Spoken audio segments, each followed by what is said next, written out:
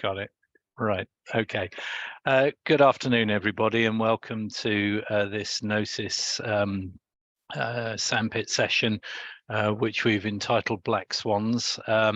So if you've been involved with some of our events before, you'll know that we tend to have a workshop on a topic and then follow that up a couple of months later with a more deep dive into some of the topics that get raised in the first session. And this is the second session that we've had on black swans. We concluded in the first session that we had that perhaps black swans wasn't entirely the right title, in the sense that true black swans are things that afflict society and are completely unexpected, but sort of after they've happened, everybody goes, oh yeah, we could have foreseen that. In this case, perhaps because we've identified some of these issues, they are perhaps dark grey swans, but the reason for discussing them was that we felt that perhaps some of the probabilities associated with them and the impacts that they would have hadn't been investigated in sufficient detail. So hopefully this will forward. Oh, that's just typical. Hang on a second. Let's see if I can move this forward.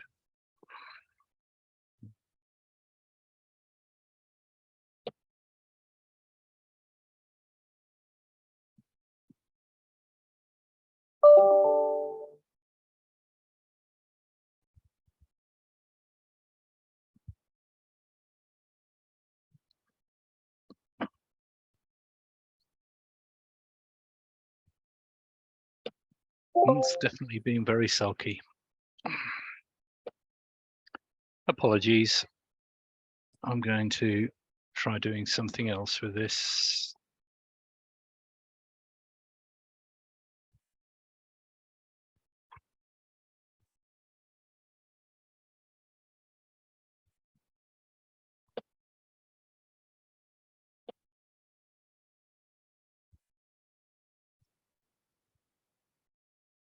There we go.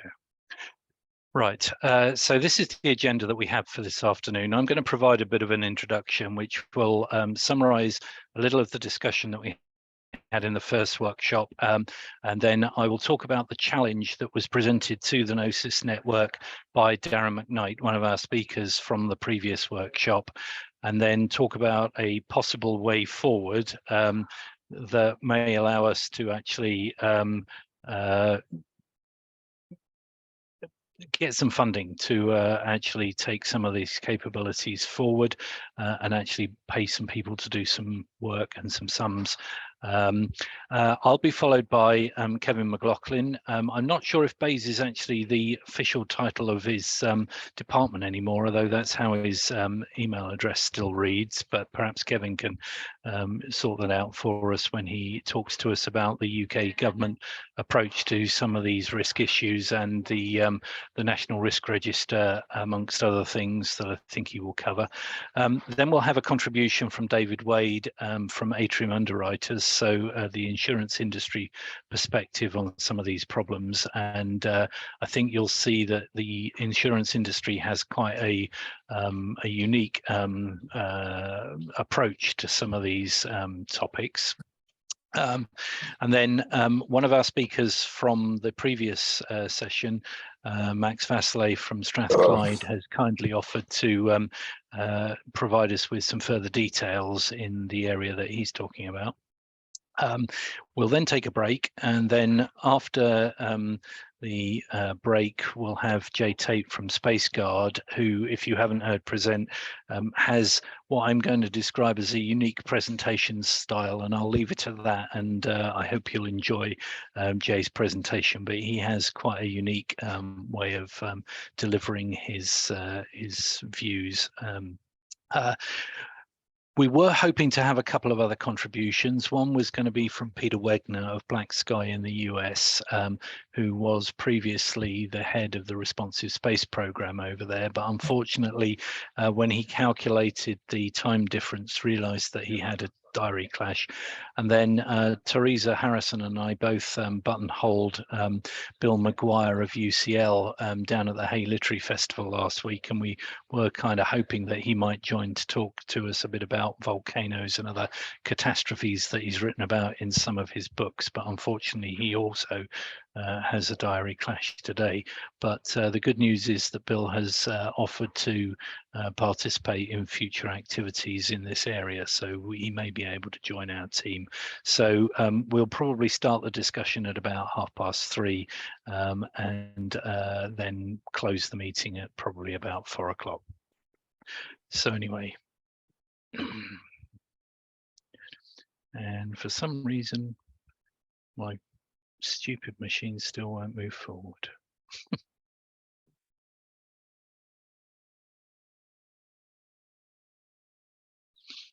don't know why it's doing that.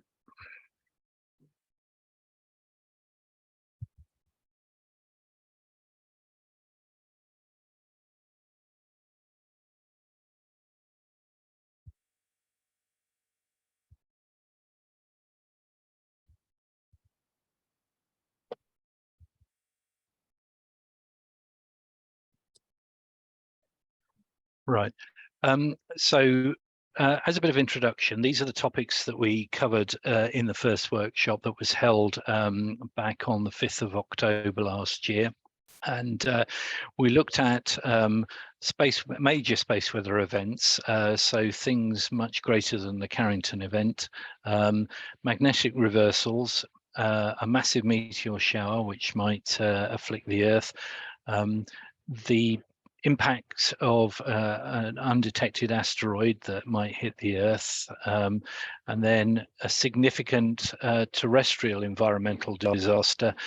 So that could be a volcanic eruption, a major earthquake, or a major sort of period of cold weather somewhere. And then the final contribution was from Darren McKnight on a major collision between two large rocket bodies, which is probably not exactly a black swan, but definitely has been identified as one of the things that could completely change the whole issue of space traffic management overnight. So talking first about space weather events. So I made the mistake some years ago of asking a colleague, Clive Dyer at Farnborough, whether the Carrington event was the worst that the sun could do. And his rather cryptic reply was, have you heard of the year 774? Which I definitely hadn't at that point. So he invited me to go and look it up, which I did.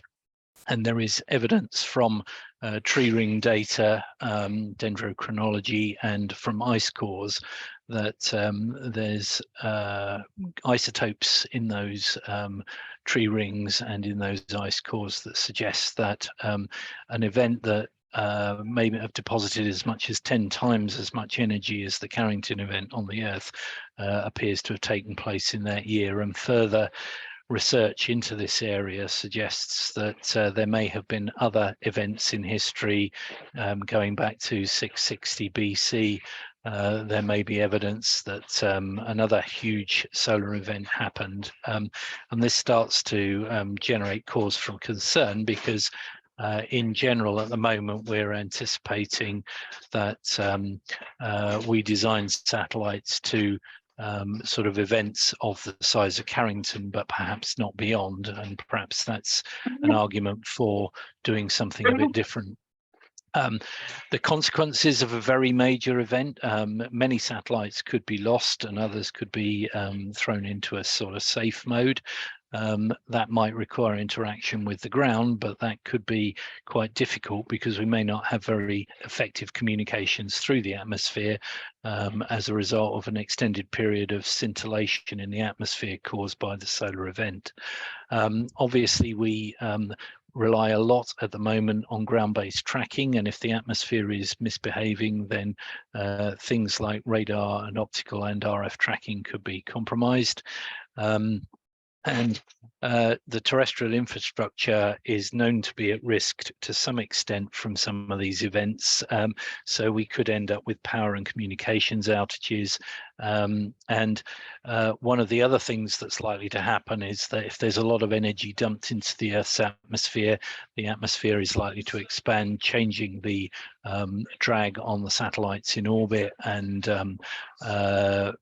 that could, compromise our ability to predict their orbits effectively, and we may end up with an awful lot of uncorrelated targets. I think one of the participants on this call, Dinsley, was working at Farlingdales, and one of the legends at Farlingdales goes back to 1989, when there was a relatively modest solar event by comparison to something like the Carrington event, but a lot of satellite objects that were being tracked at that point had their orbits modified quite significantly by that solar event and became uncorrelated targets as a result. Another issue that we discussed in the first workshop was magnetic reversals. Kieran Began contributed some thoughts on this. So obviously the Earth has a magnetic dipole. We have evidence from the geological record that dipole flips from time to time. One of the things that isn't entirely clear is exactly what happens, but as you can see from the picture on the right, it is entirely possible that the Earth's magnetosphere could get very confused during such an event. So satellites potentially then experience significantly less protection from the radiation environment. The magnetosphere won't provide the sort of levels of protection in low Earth orbit that it currently does.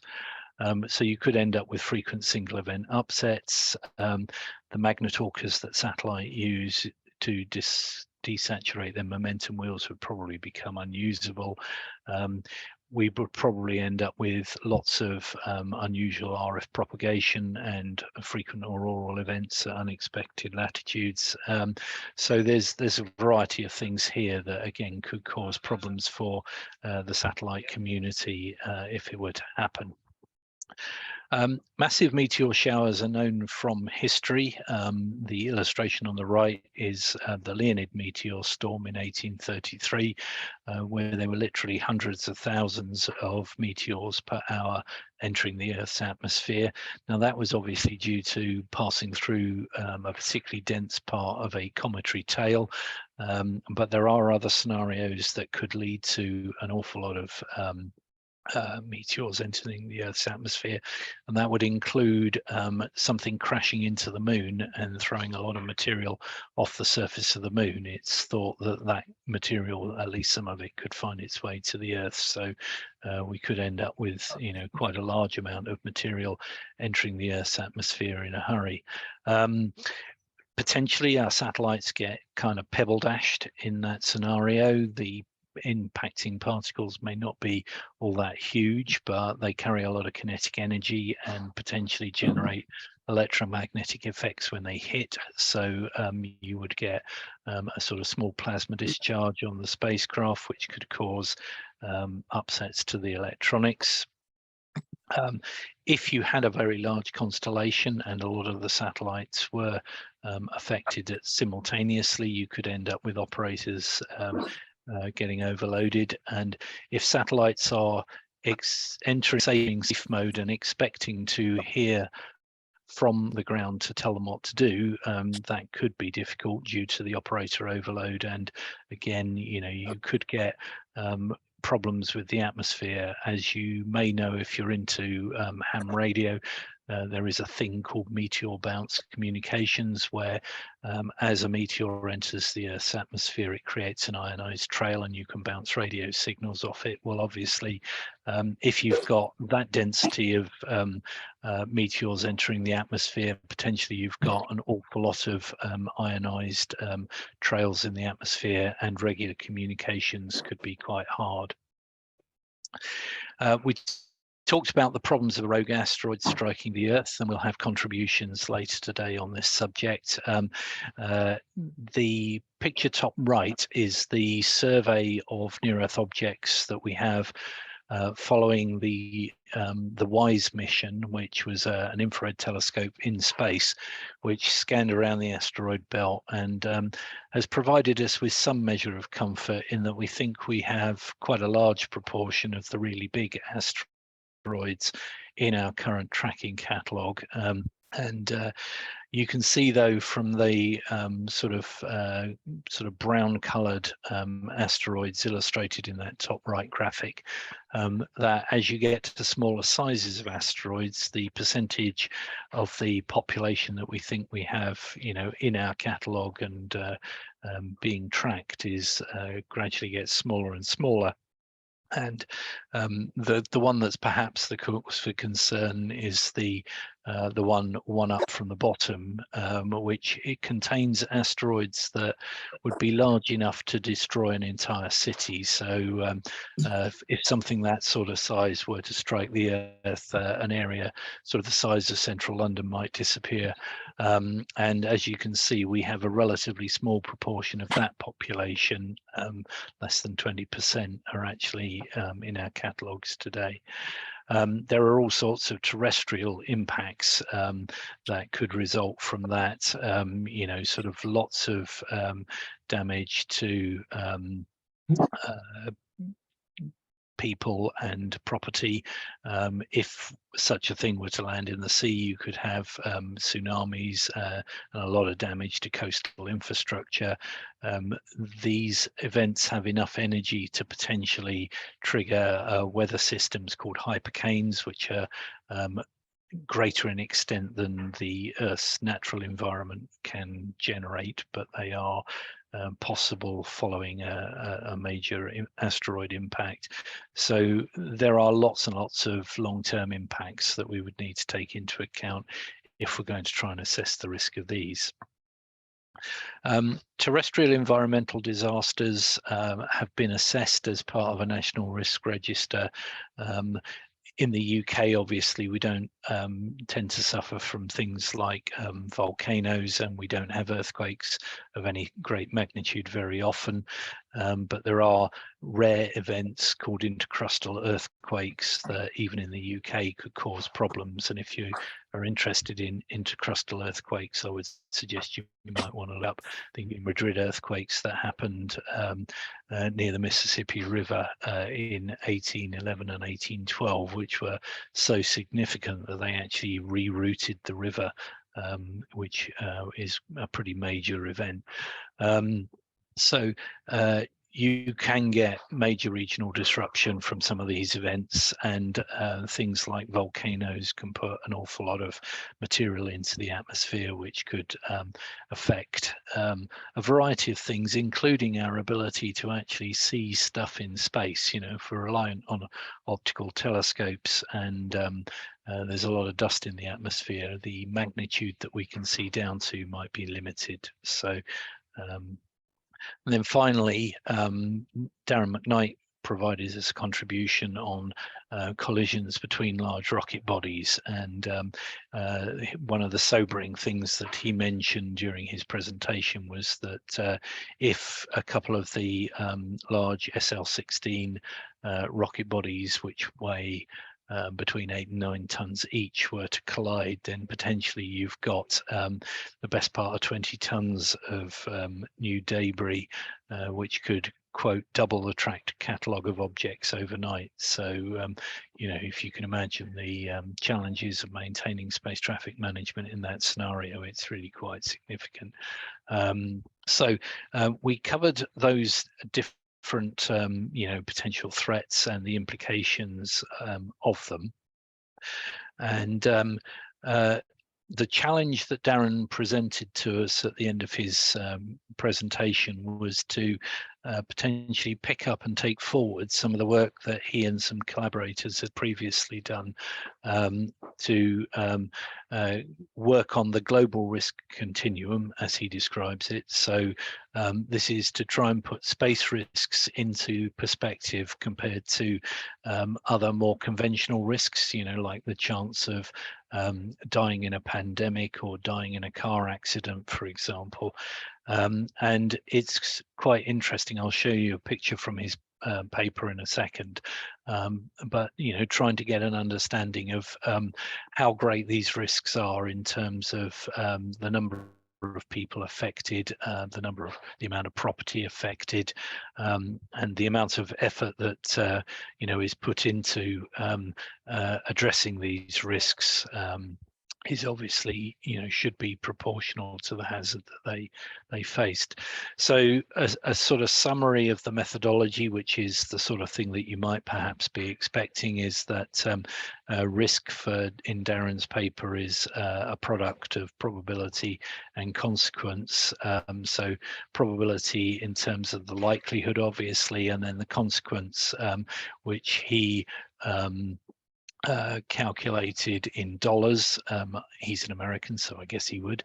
But as you may be aware, you know, the insurance industry and indeed government puts an actuarial value on human life. So you can try and calculate in monetary terms the cost of such events by looking at both the amount of physical hardware that's taken out and the number of people that die, and you know, calculate a financial estimate of the impact of the event, you know, using those calculations. So this is the illustration that appears in Darren's paper, and as you can see, there are significant regions of uncertainty associated with some of these different potential hazards. And what Darren was inviting us to do was further work to try and reduce the degree of uncertainty and actually shrink some of these ellipsoids on the diagram. So you can see that Darren's paper already covers some of the things that we've been talking about. So the OD abbreviation stands for orbital debris. There are near-Earth objects of different sizes and different frequencies that potentially appear on this diagram. And then there's things like earthquakes and tsunamis, as you can see. And then for comparison, what Darren included was things like pandemic influenza. Interestingly, this paper was written before COVID, and also the potential for a US traffic fatality. So if you're interested in that sort of calculus on the US traffic fatality, the actuarial value of a life in the US is typically rated at somewhere between $3 and $5 million, which is the sort of north-south dimension of that region of uncertainty. The probability per year is interesting in that it takes into account the fact that people in different US states appear to be better drivers or worse drivers. So in Washington state, apparently they're quite good drivers, and the probability is rather lower. If you live in Montana, your chances of dying in a road traffic accident are significantly higher, which explains the variation in probability in terms of where you live in the US. So that's the sort of diagram that Darren has challenged us to do some work on to improve and add further things. And just before I move on to a suggested way forward, I think I thought I would just include this slide as a way of, you know, sort of providing a rationale for why it's worth doing this, and actually trying to include the impact of various events on the space environment and on satellite systems, because we are extremely dependent on it for a whole load of measurements that help us with other areas that we're concerned about in terms of the modifications that we as humans have made to the environment. So things like global warming, temperature measurements, deforestation, ice sheets retreat, glaciers melting, sort of pollution in the atmosphere. All of those things are measured using satellites at the moment. And if we lose access to our satellite systems, essentially we know we've got a problem in terms of the ecological situation on the planet at the moment, and at least with our satellites we can measure those problems and understand their extent and know when we're potentially doing things that have a positive or negative impact. But without our space systems we would be going into that future blind, which is, a cause for considerable concern. So a possible way forward that we have been discussing within the GNOSIS network is that we might put in for a UK Space Agency funding for international partnerships. So they have a thing called the International Bilateral Fund. The closing date for applications is at the end of this week, so we might have to move quite fast if people want to be involved in this. But the idea is that they will set up a series of up to 30 projects with a funding of about 75k each. Those projects would last up to 4 months in duration. And there is an obvious, the International Bilateral Fund means what it says. So there's an enthusiasm for liaising with nations overseas. And since Darren and some of the other participants, potentially in the US, we have the potential to sort of set something up which involves working with some industrial partners in the US to do some further work on this, and I've included the links on this slide to that, the details of that fund if you're interested. So anyway, that concludes the sort of introduction. I don't know if people have any particular questions that they would like to ask at this point. I note that we've got validation of the driving statistics in the chat, which is nice. I took those directly from Darren's paper. Those examples are provided there. Anyway, so if there aren't any further questions, what I'd like to do now is invite Kevin McLoughlin to take control of the Zoom and talk to us about the UK government approach in this area. Kevin, are you all set to go? Thanks, Stuart. I can certainly try. Can you hear me? We can certainly hear you. Okay. And I think you should be able to share. I tried to make sure that was enabled earlier.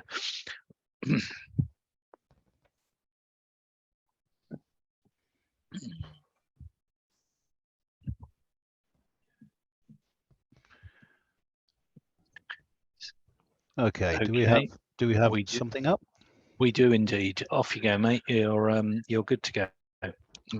All right, thanks. And thank you, Stuart and Catherine, for inviting me along to give you hopefully a brief on what the UK government is doing around risk from a space perspective. But I'll start by giving you some slightly broader context on all of that. Now, all I can see is the slide, and so if there are any hands that go up or any other sort of prompts, Stuart, if you could shout out, that would be really helpful. So by way of introduction, my name is Kevin McLoughlin. I work in the DSIT Space Directorate, despite having not had our email addresses changed quite yet. DSIT is the new Department for Science, Innovation and Technology. a significant step forward, I think, particularly for space, but also for those interested in science and interested in how we can better coordinate in government on innovation and science capabilities. So part of this change of government, change of machinery of government has meant that the Space Directorate now sits directly alongside, for example, our telecommunications security colleagues, our spectrum management colleagues, the Chief Scientific Advisors group, and of course we brought along with us the remainder of the science and innovation group from BAYS. And with that, of course, the science and technology ring fence funding pot. So we're a very well funded department in that sense. For science innovation, and we have focused very much on science, innovation and technology and put all of that into one pot. So we think a really positive step forward, and from the perspective of space really helps to better coordinate on things such as what we're discussing this afternoon. I've popped up on the screen this first slide. It just gives you a broad overview of where do we come from, what's the kind of start point for government on risk or on assessing risk and opportunity. And I suppose the most important strategy document recently that touches on this is the integrated review of 2021, which has just been refreshed into something called the Integrated Review Refresh in 23. That's publicly available on the Gov website, and I'll touch on what that means in a minute. That helps us to inform a whole range of things. First of all, for space, the National Space Strategy was based on and lent heavily on some of the strategic direction in the Integrated Review, but also our biannual approach to national security risks and the assessment of those, which has just recently changed in its format, and we'll go through that. And then the public-facing version of that, which you will all know as the National Risk Register. And I'll talk to you, my intent for the rest of the 20 minutes or so that I may have left is to talk to you briefly through that process. So hopefully, Stu, just give me a confirmation that slides have moved. They have indeed, mate. Yeah. Oh, excellent. Good. We're looking at 4 circles on the left-hand side of the screen at the moment. Okay. So this is a depiction, really. It may have felt slightly strange to some of you that the integrated review in 21 was so rapidly updated, and really this is just a reflection of the rapid change in both geopolitical and other broader risks, recognition of things like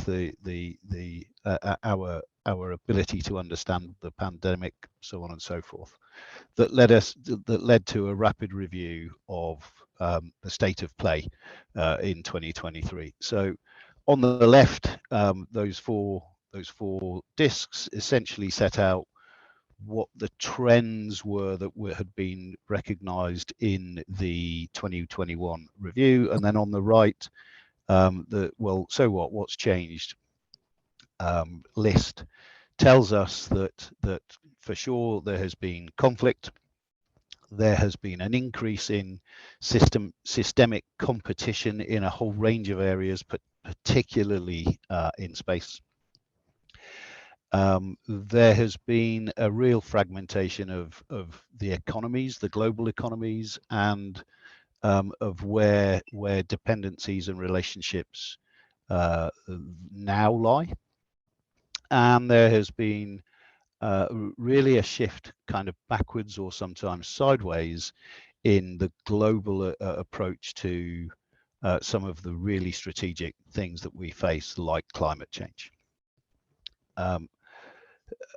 So the integrated review refresh does 2 things really. So it first of all, and you can see these two bits from the product refresh. Incidentally, this is also available on the government website, so you can get hold of both the slide deck and the IRR. So there was a reaffirmation of much of those sort of 4 bits of trend analysis that was conducted in 2021. But then also a focus on these sort of binary approach that you see here, one around our core national interests, and then one around the much broader global stability, international order, and reaffirming how that ought to operate. Those were the highest takeaways, and then there's a number of headlines, and I've just put a few up here that have been published that tell you about the kind of things that very strategic level document touches on. So Russia and the continued conflict in Ukraine, China and our changing approach, but also some of the wider threats, the issues around economic security, and our ability to protect and defend the UK from a whole range of risks, which then puts us very neatly into, so if that were the background and that were the strategic direction, what do we do about risk in government? Government has a couple of strategic level approaches to risk.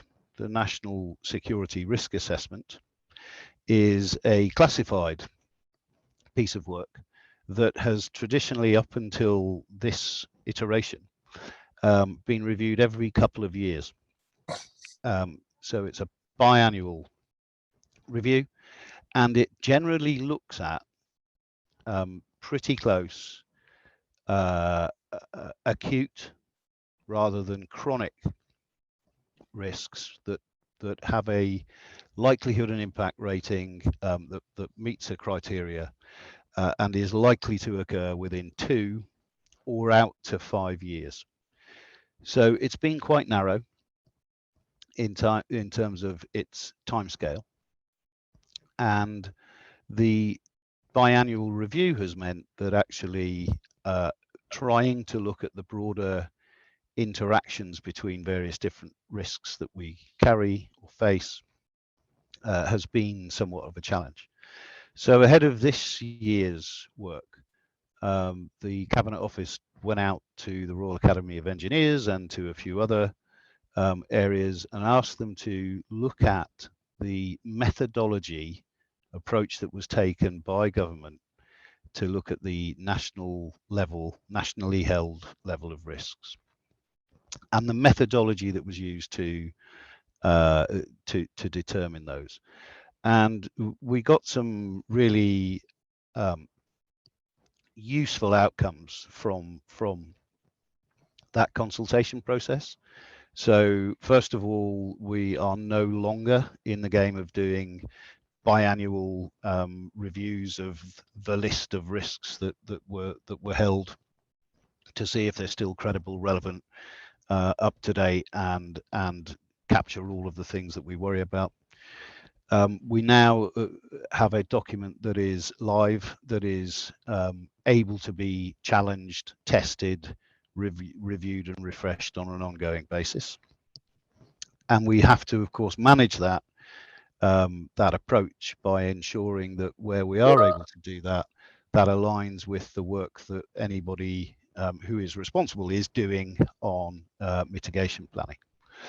We've also differentiated between acute and chronic risks and the approach taken for those, and the responsibility of owners of those different types of risks. Some of the chronic risks are now dealt with in a similar but separate forum that enables much broader conversation across a whole range of potential stakeholders than had happened before.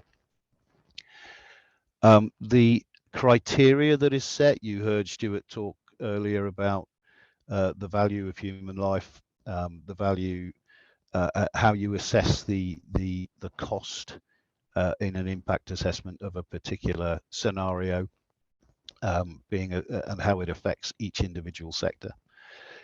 So those criteria were reassessed, and a whole range of algorithms set out to be able to pump in some data at one end and get a scoring for impact assessments out of the other.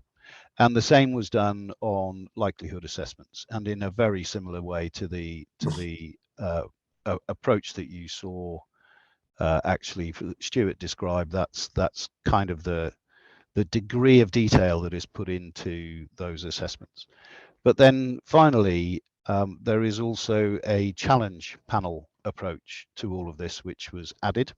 Formerly, challenge was by way of presentation to a number of senior civil servants who would then ask a few probing questions, get a few adequate responses, the job done, NSRA risk agreed, and away you go.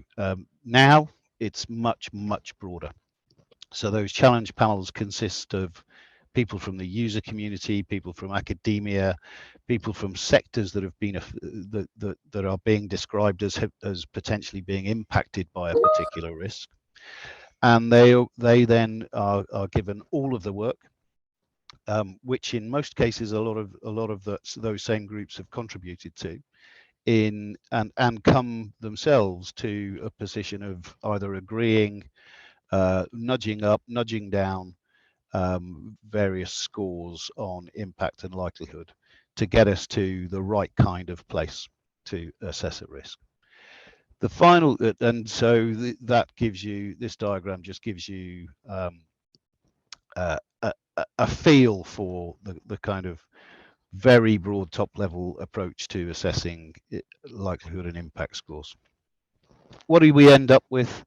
Well, we end up with a logarithmic scale like the one that's on the screen now, and all of those dots that are on the screen are the whole array of risks. And as Stu did point out, actually, right down in the 1-1 box at the bottom left there, there is in fact a risk on earthquakes for the UK, and then only slightly further over to the right on there is something on volcanoes, and that was largely because of the experience with a volcanic eruption a few years ago, which a lot of you will be aware of, that had a regional impact and in fact a global impact for a short while on aviation traffic. So we end up then with a whole range of stuff that meet the criteria to be treated as a national security level risk. Those that make that criteria find their way onto the NSRA. Those that don't make that criteria don't cease to exist. They are simply held at departmental level and are managed through departmental risk processes. These nationally held risks mean that the risk owner is then accountable to the Cabinet Office, to the Centre, for progressing mitigation planning, and I'll touch on that in a second. So that's essentially how that all works. And sorry, I'll just come back one more step just for a pause. This year's National Risk Register is, of course, the open source version. And traditionally, the National Risk Register has been something that has been worked up outside of the NSRA process, using similar staff, but different individuals contributing. And it's been designed to provide a public view of the types of risks that government has been talking about.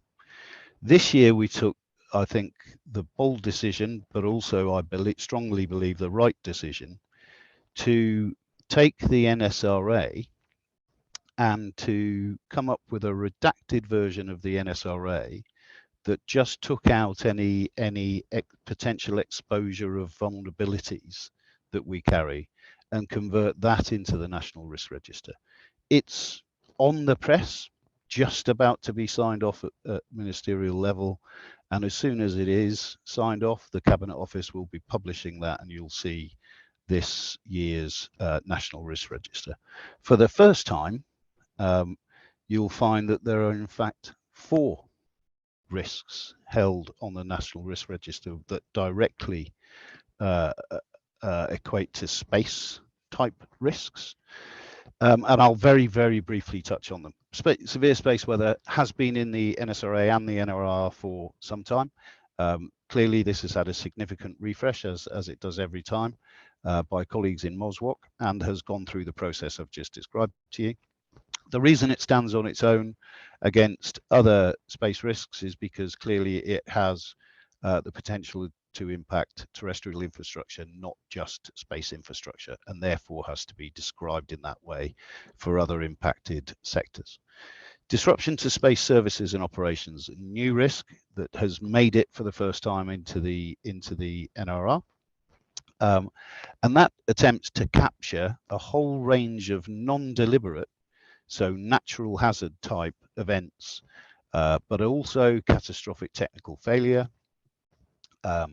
also debris, human-made or otherwise, also the types of events that you describe around debris creation events, and the whole wider range of other natural hazards to space systems. The third one, which is a refresh, is the deliberate disruption of space services. So that's when state, non-state actors, and increasingly serious organized criminals and other non-aligned organizations deliberately intervene, deliberately impinge on space services or space systems or operations.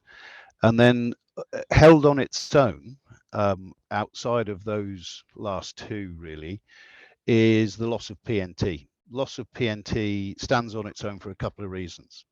Firstly, because PNT should not only be viewed as a space capability or space-derived capability, nor as a space problem, but also because as a service that currently we almost entirely depend on space solutions for, it is a service that doesn't really have today backup capability that we could all readily turn to. There is the potential to provide that, but we don't physically have it at the moment. And so loss of PNT, a single dependency issue that we worry about, and therefore these score highly enough, all 4 of these, to go on the NSRA and into the NRR. So what? And what's next? And this is my last slide, you'll be happy to hear. So there's a whole range of risks. There are around 97 nationally held risks on the NSRA and a similar number in the NRR now. But they in and of themselves aren't the only issue that concern us. First of all, there are responsible owners for those risks whose role it is to mitigate, prevent and protect ourselves from those things happening at all. But the impacted sector's role is to mitigate the consequence of those things should they occur. And so there are 2 different entities. There's a whole range of different sectors could be affected by a space weather event. It's not for the space weather organization to come up with how to mitigate that in each individual sector. It's for the sectors to do that. But then we have the further issue of cascade events. What does that mean? If we have one of these risks occur, does it have a trigger event that then triggers a second of the risks at the national level to occur? What do we do about compound risks? We have a space weather event and a flooding event in the same location. And then finally, for the very, very broad impact events, we have things called planning assumptions, which set out for the sectors the things that they need to know and to consider as they come up with their own mitigation plans. And I've listed on there that, of course, then by sector, we have both mitigation planning and response and recovery framework planning, that is owned by a variety of departmental leads. So I think I am in a position to stop sharing. Have I stopped sharing? You have indeed, Kevin, and thank you very much for a very clear and comprehensive presentation. That was really good. Can I start with a very quick question? It's very encouraging to see some other representations of sort of space-related systems and things appearing in the risk register. Would you see that as a potential ongoing trajectory? So, for example, if some of the low Earth orbit mega constellations succeed in the way that their builders hope, then we're all going to be very dependent on live streaming of video from satellite systems in low Earth orbit in the future, and that potentially could have some quite significant societal implications. So like the PNT example that you already have, would you see that as a potential addition in the future? Yeah, absolutely, and we are already reviewing some of the fidelity that we've been able to put into some of the risks there. So we completed the NSRA work actually towards the latter end of 2022, and we've now converted some of that into the NRR so that can be published out. I think personally it's really important that first of all, we have successfully established space in the NSRA and therefore in the minds of central government as an area of huge importance and an area of critical dependency. All of the sectors and for example, all 13 of the CNI sectors in the UK have a critical dependence on space, and that is only set to increase. As it increases, the risks that we carry and the burdens that are upon us to mitigate those risks also increase. So yes, I think it's been superb that we've been able to register these and to describe a whole load of variations of the scenarios. So what's important to note, I think, in the disruption of space services is that for all of these risks, you have a reasonable worst case scenario. And so that quite rightly sets out, you know, a really, really bad day in space. But we have also set out a range of variations and scored all of those and found each of them, be it a significant debris event, be it a significant collision or a catastrophic failure, all of them met the threshold.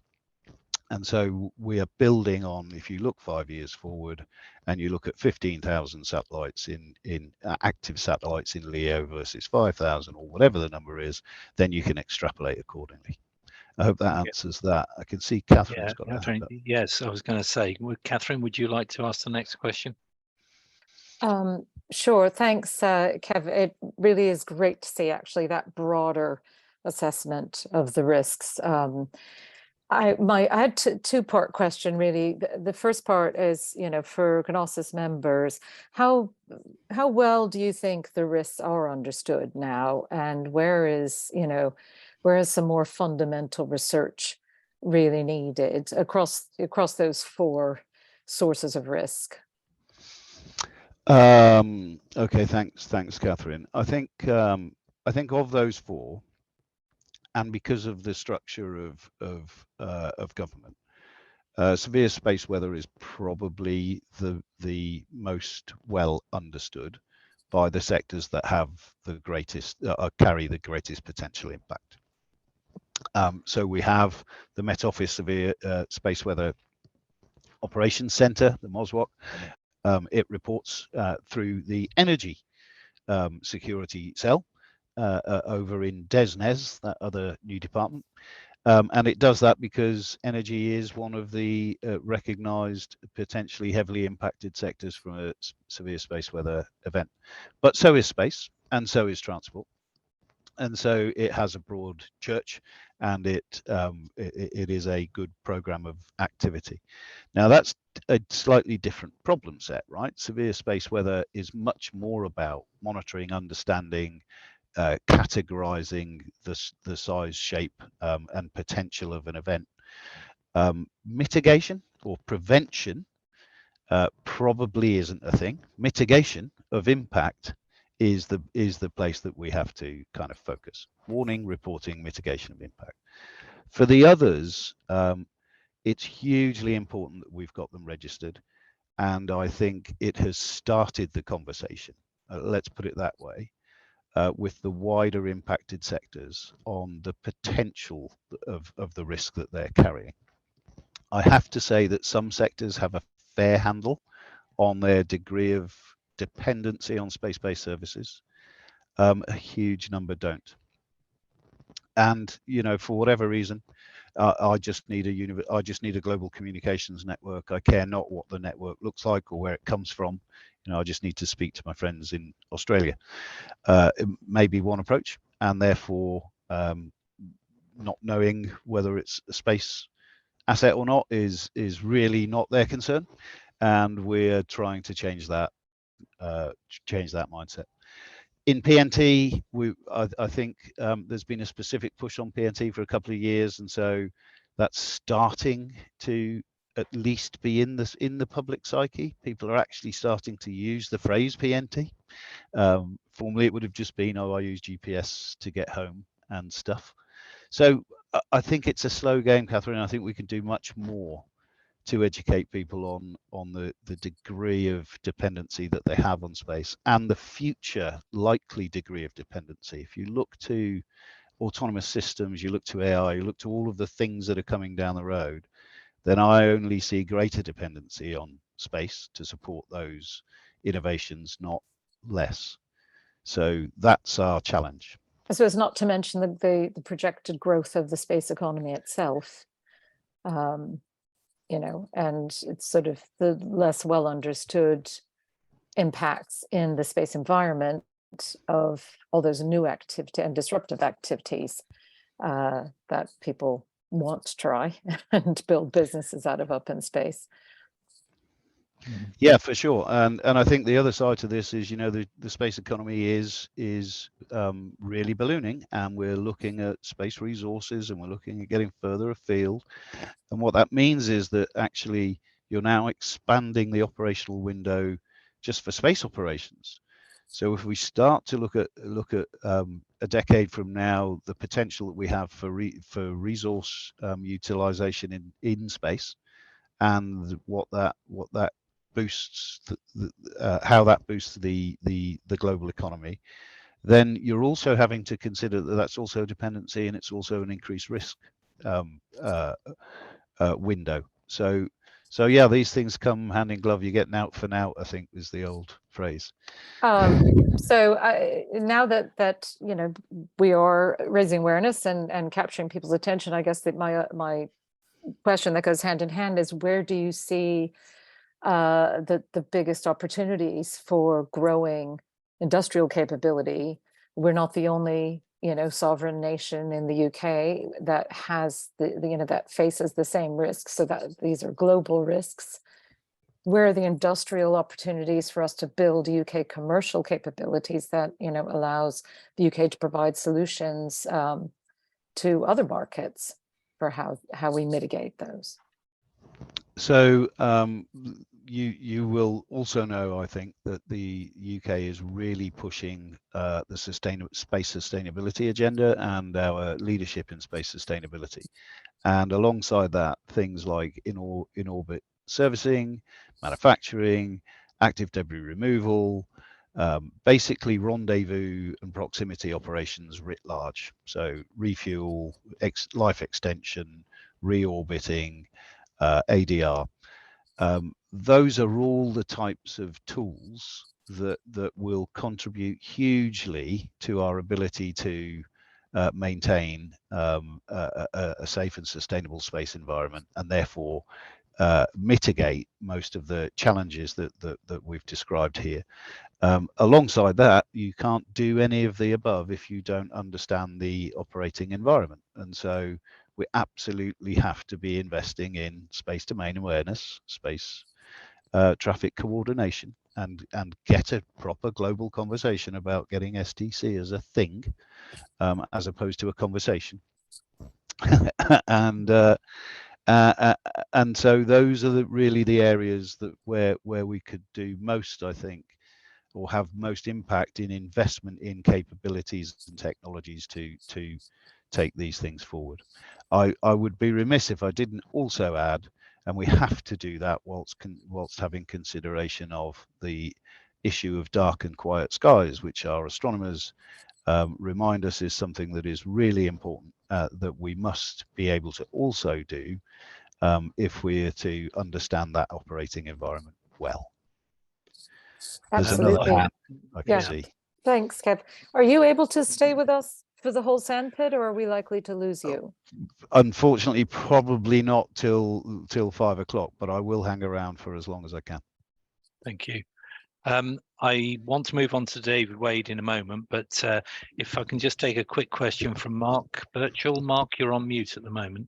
Hi, good afternoon. I'm Mark Birchall, the University of Kent, and some people may guess where I'm going, but as well as mitigating risks from hazardous of two spacecraft impacting, if we imagine one of them just spontaneously explodes, the debris sat experiment NASA did a few years ago shows the consequence of that. Do you think we also need, which is what is a loaded question, I guess, to know the consequences of the impact hazard arising from millimeter and centimeter sized debris, which is up there, and it gets replenished every time something happens, shall we say, a weapons test or a spacecraft spontaneously explodes? Because those are the consequences, and they don't need a satellite collision with another satellite, but rather a piece of debris, of which there are millions of fragments, colliding with a satellite, hence the Kessler syndrome that has been on some of the slides. Yeah. So scale of debris that we can track.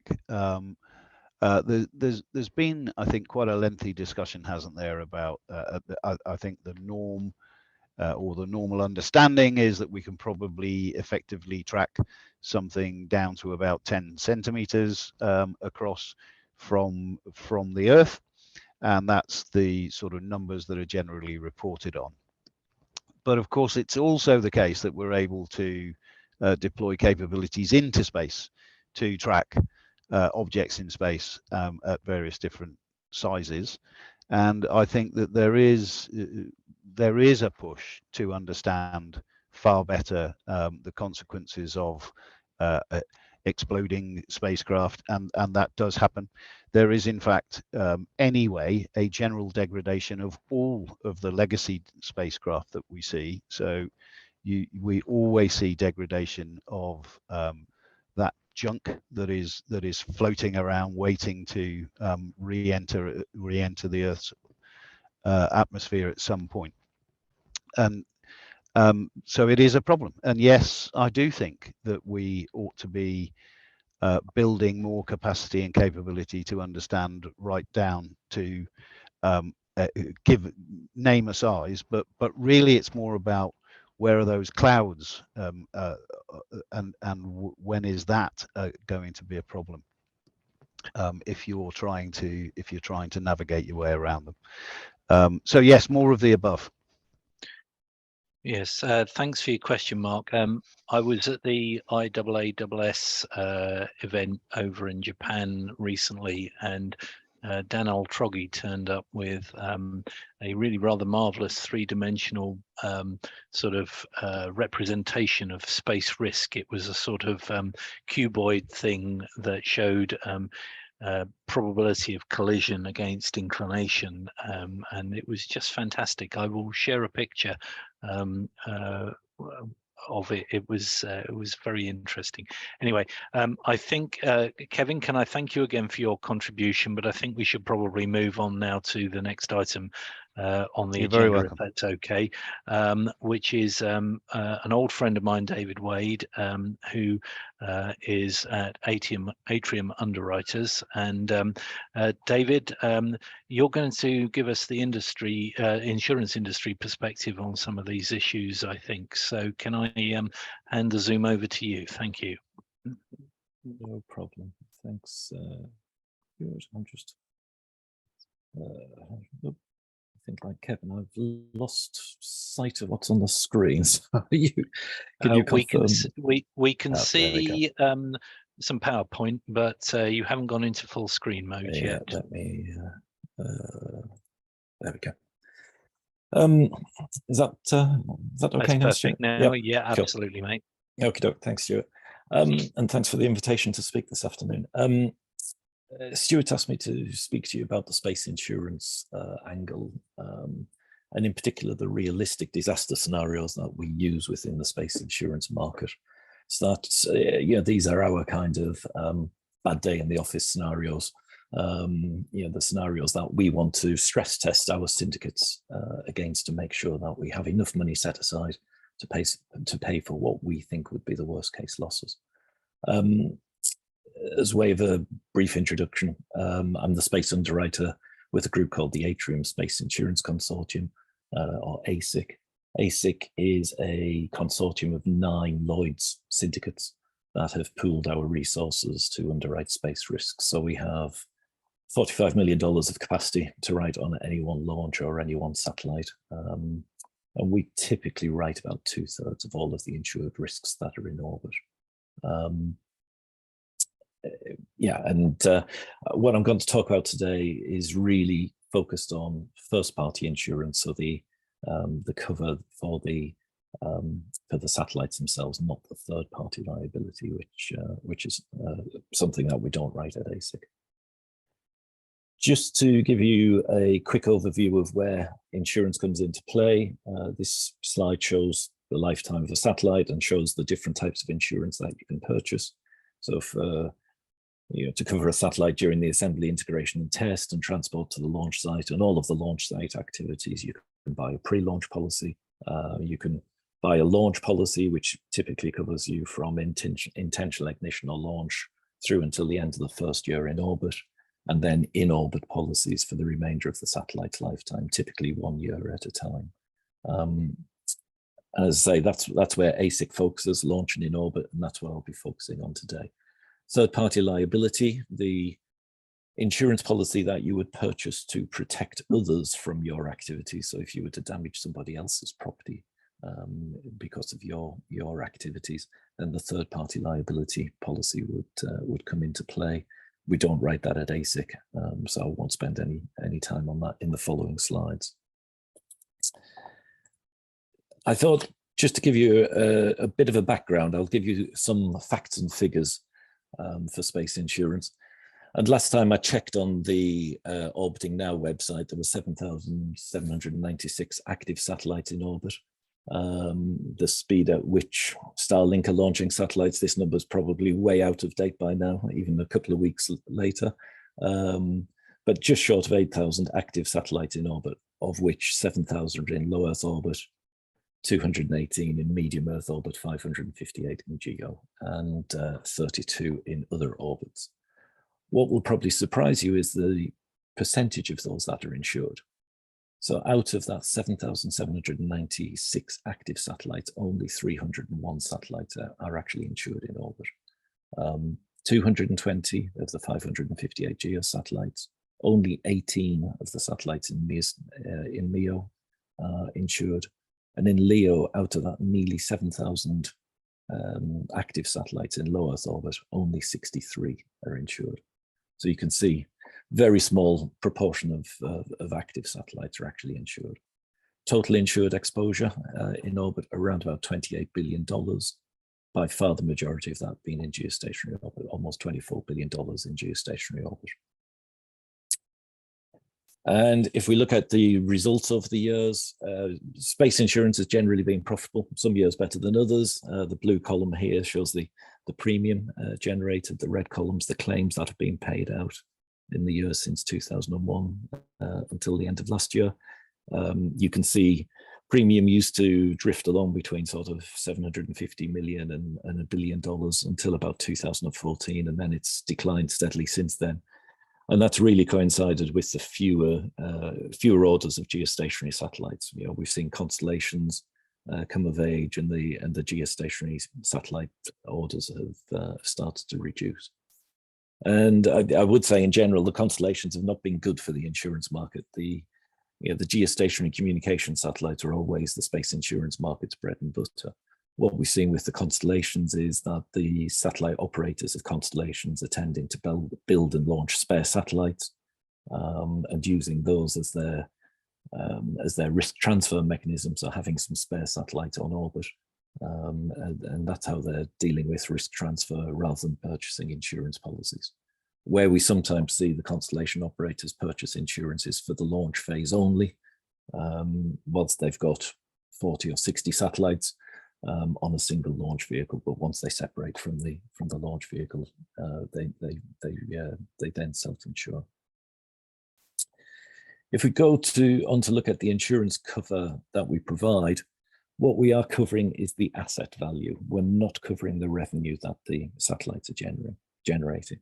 So it's typically the asset value of the satellite that we're covering. And for there to be a claim, we really need to see a permanent, and that includes permanently intermittent, but physical loss or damage to the satellite. So there has to be some permanent or permanently intermittent impairment of the asset. We're covering everything from mechanical wear out, electrical short circuits, space weather, debris, a whole list of things there, including quality escapes or design defects. But there are a list of items that are excluded on the right-hand side as well, including a more recent addition to that list of exclusions, which is from cyber attacks on satellites. It includes things like anti-satellite weapons, war, and unlawful interference, for example. So this, the fact that we're covering the impairment of the asset, as an example, if we had a space weather event that degraded the solar arrays and we had to turn off, say, 5 transponders for the last few years of life, then that would be an insured claim. We would pay for those lost transponder years. Whereas if a satellite were to lose Earth lock and temporarily be lost for a day or two whilst the satellite was recovered, as long as that satellite was recovered and returned to service, that would not be a claim under the insurance policy. Moving on to the realistic disaster scenarios.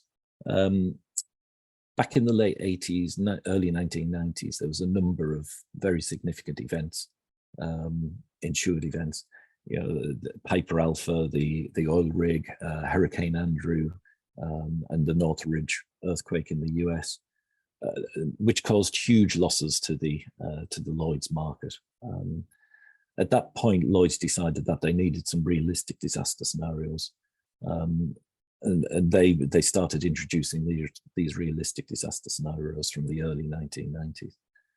And these scenarios really try to give a plausible high loss stress test, or a stress test for high loss events, to make sure that each syndicate has the reserves set aside to be able to pay their claims should they be called upon them. And you can see, this document provides a whole range of scenarios for every class of insurance business. I've put the link up on this slide. This is freely available to everybody to download and see those scenarios. And within Lloyd's, we have to report quarterly on those scenarios. We have 4 space RDS scenarios, which I was going to run through briefly. The space ones are in what's called the de minimis section, so they're relatively small scenarios and only have to be reported on if the size of that loss goes above a certain threshold.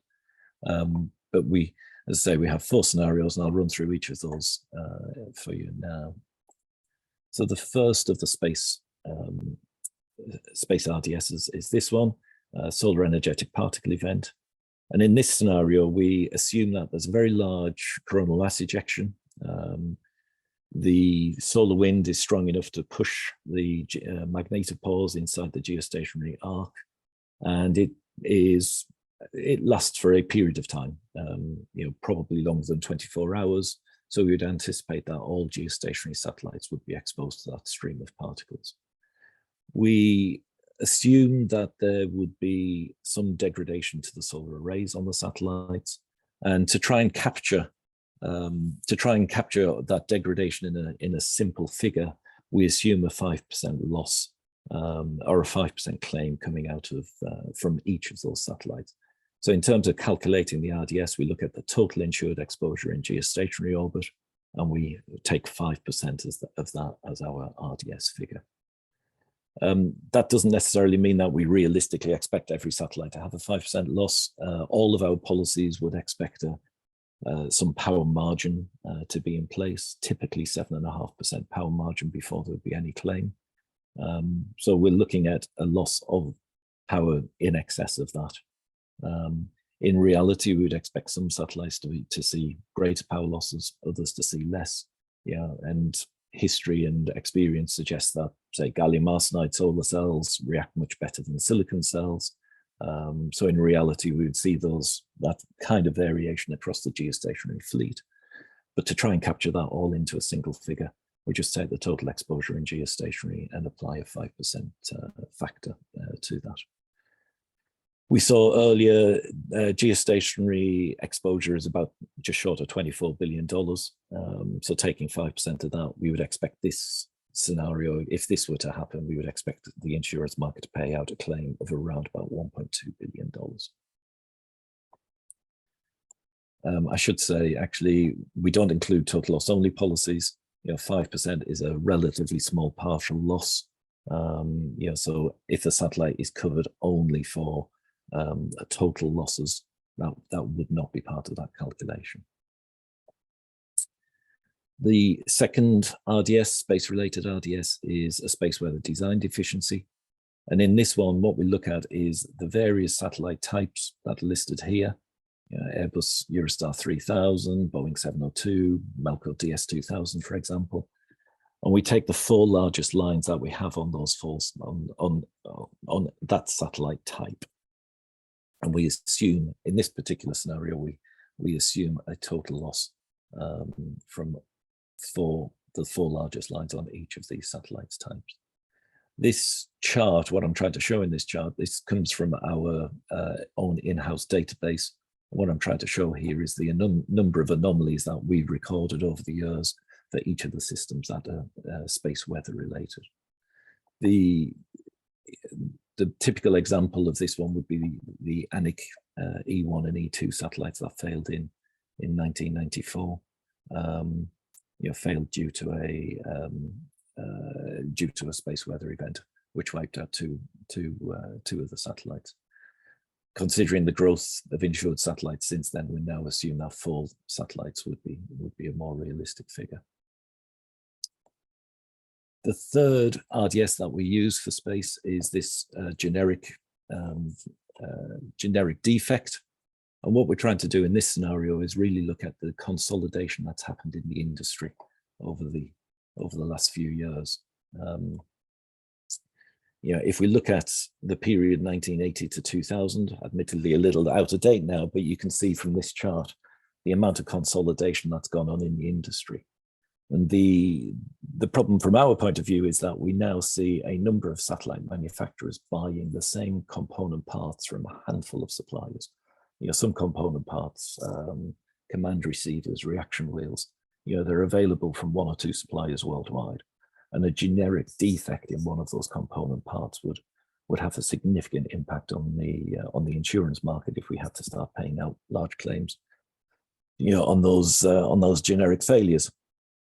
So what we do in this scenario is for each of those satellite types that was listed on the previous page, we look at the 10 largest lines that we have on those satellites, and we assume a 50% partial loss. If a generic defect starts to develop, we would expect, we wouldn't expect a new generic defect to come on so rapidly that we would expect a wide-scale total loss. So we'd expect to see some partial losses to begin with, or losses of redundancy to begin with. So we take the 10 largest lines and multiply them by 50%. But we also include this risk period factor. That factor depends on the amount of time remaining on the insurance policy, varying from 20% if there's less than 6 months remaining on the policy period, up to 100% if there's more than 24 months. The reason for that is that if we see a generic defect starting to develop, at the next renewal, most of these satellite policies are no more than 12 months in duration. And at the next renewal, if we've seen a generic defect start to develop, we will likely exclude that item going forward. For the generic defect, we don't include satellites that are more than 5 years old. We assume that if there was going to be a generic defect on that satellite, it would have shown up within the first 5 years of life. And then the last of the 4 RDSs that we use is for space debris. Here we look at 2 altitude ranges, plus or minus 200 kilometers on 400 kilometers and plus or minus 200 on 1400 kilometers. So that initial group 1, centered on 600 kilometers, that's based on the imaging satellites. Group 2 at 1400 kilometers, that was based on the global star constellation, which at one stage was insured. And here we look at the total insured exposure in those groups, either 600 kilometers or 1400 kilometers. And we apply that risk period factor for the time remaining on risk that we've just looked at in the previous chart. Again, if we started to see an event, we would try to quickly come off risk and probably not renew risks going forward, which is where that risk period factor comes into play. So just to summarize briefly, a very quick look at the space insurance market and some stats and figures and the RDSs that we use. I've mentioned the RDS document that Lloyd's uses, but the only place where space weather or any space effect gets a mention is in the space RDSs. There are scenarios we can imagine, a large space weather event that might impact satellites as well as power networks, as well as PNT that Kevin was just speaking about. So there are events that could impact various sectors of insurance, but at the moment, Lloyd's hasn't considered those kind of multi-sectoral events. There has been some papers prepared, a good one by the CRO Forum on power blackouts for whatever reason, but including space weather. Lloyd's has done some work on space weather as well. But so far, nothing that links all of those RDSs together into a mega scenario that might result from something like a major CME. So I hope that's given you an introduction to what we do at Lloyd's. It's not particularly scientific, certainly not to the extent that Stuart's looking at, but hopefully it gives you an introduction at least to how we handle it. David, could I ask a quick question to start? On Sure. a number of your slides, you had a probability or frequency of occurrence number. Can you give us a sense of where some of those frequency numbers come from? Yeah, I mean, they're not very scientific. The frequency 1 in 100 years on RDS1 was really based on around the Carrington event, roughly 100 years since we'd last seen the Carrington event. I mean, 2012, I suppose, could have been a similar magnitude had it been Earth directed. So approximately 1 in 100, no more science in it than that. The 1 in 50 years on the space weather design deficiency, again, ANIC E1, E2, 1994. So we're coming around to a sort of 50 years since then, 40 years, I suppose. But it was a rough order of magnitude, the type of scenario we might see once in every 50 years. Generic defects 1 in 20. Yeah, I mean, we've seen various generic defects over the years, from tin-plated relays, concentrator arrays, but yeah, sort of 1 in 20 years is probably a realistic kind of scenario there, or frequency. And debris was, I mean, that was more of a sort of a finger in the air, you see which way the wind's blowing. At the time that this was prepared, prior to the constellations started, or the Starlink and OneWeb starting to be launched, that was considered to be a reasonable figure. Yeah, I think in that particular case, the statistics might depend quite strongly on the chosen orbital parameters. I mentioned that sort of graphic description that Don Oltrogge was talking about in Japan recently, and that makes it very clear that, you know, some orbits are much more dangerous than others. But anyway, Catherine Courtney has her hand up. Catherine, would you like to ask the next question? Yeah, thanks. I appreciate that. It's quite comprehensive understanding, although slightly worrying. So I suppose what I was going to ask was a question of where the insurance market would actually value more knowledge, more research. You know, where should scientists be putting their focus of attention? But I slightly get the sense from your talk, David, that insurers just go off and insure other things if they feel that the risks become too unmanageable. Am I wrong in that? No, that is a major concern. Certainly low Earth orbit. We're seeing a lot of development in low Earth orbit right now. But we do really have to question whether the insurance will be available for those risks.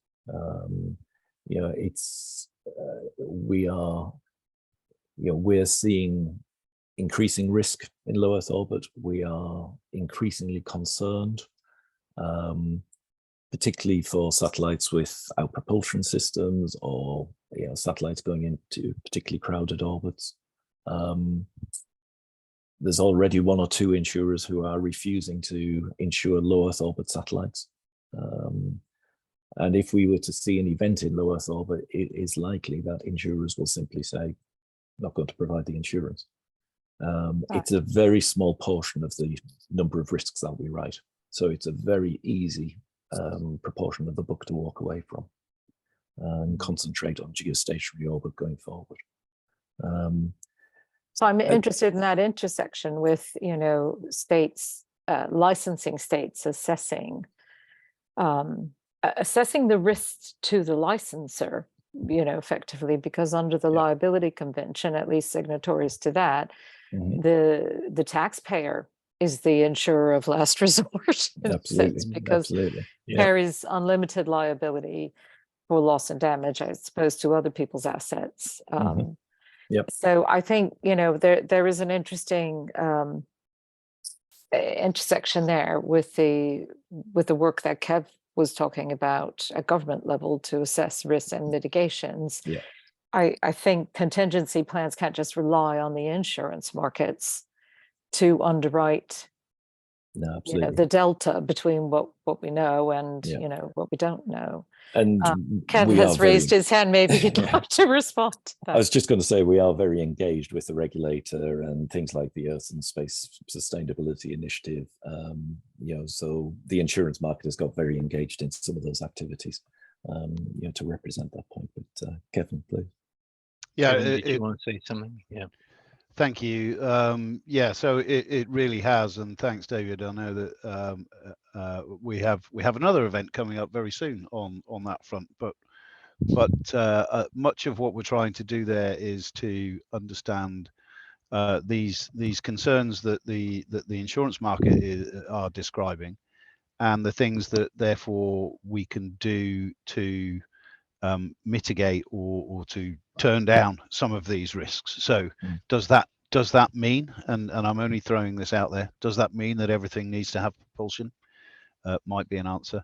Does that mean that we need to have rapid post-mission end of life deorbiting or going off to a graveyard orbit? What is it? What are the combination of things that will help mitigate this LEO problem, and currently specifically a LEO problem? But on the thing of liability and taxpayers, what David did introduce at the start there was that he wasn't really going to touch on third-party liability insurance. Third-party liability insurance is a requirement, and so they all have that. This is about ensuring their own assets and the services that they provide, or otherwise. So fortunately, we do require operators to have to underwrite liability. Now that might or might not be through insurance. And that's a UK centred position, Kev. Some authorities don't require that TPL insurance once you're in orbit, but certainly yes, the UK Space Agency (CAA) does. Yeah. Okay, thank you. I didn't know if anyone else had any questions. I can't see any, Catherine, so perhaps we can thank David again for his contribution. I think I always feel better informed after I've heard David speak. It introduces me to things that I don't think about day to day, which is it's always a good thing. Anyway, our final contribution before the break is Max Vasile from Strathclyde. So, Max, if you're ready, would you like to take over the Zoom? Yeah. Hello. Okay, so let me share my screen. First of all, I'm not going to talk about asteroids. I'm actually going to talk about space debris. Yeah, that was my error. Apologies for that. You talked about asteroids last time. Yeah, exactly. I talked about asteroids last time. All right, let me see where is my presentation. Yeah. Okay. So good afternoon, everyone. We haven't got you full screen yet, Max. We've just got you in PowerPoint. Ah, there we go. That's it. Yeah. Can you see? Yeah, we got it now. Thank you. Yeah. Okay. So this presentation is actually about two ongoing projects that are supported by European Space Agency. One is in collaboration with GMV. And both projects are about how to manage or quantify risk in space and the risk that can propagate in the space environment. So I thought it was appropriate to present what we are doing in these days. I cannot put too many details about some of the things that we are doing because the two projects are ongoing, but of course happy to answer questions. So the first thing that I'm going to talk about is a different way of modeling the space environment that allows us to analyze the space environment from a different perspective. And look at the space environment as a complex system that could lead to catastrophic events. And at the same time, we can try to find mitigation actions to limit any catastrophic event or allow the system to react to a catastrophic event. And the other thing is the work that we are doing with GMV, and is about how to quantify the risk that new objects in space are experiencing because they are immersed into the space environment, but also the risk that they induce on the space environment in the case in which they undergo, for example, a catastrophic collision. And in that case, the risk is a bit more complicated to quantify and also to define. And so there are a few ideas that we are working on at the moment. So if we look at the modeling of the space environment, so the idea that we are trying to develop at the moment is to treat the space environment as a multi-connected network in which groups of objects are representing the nodes of this network, and the links represent the relationship between these different nodes.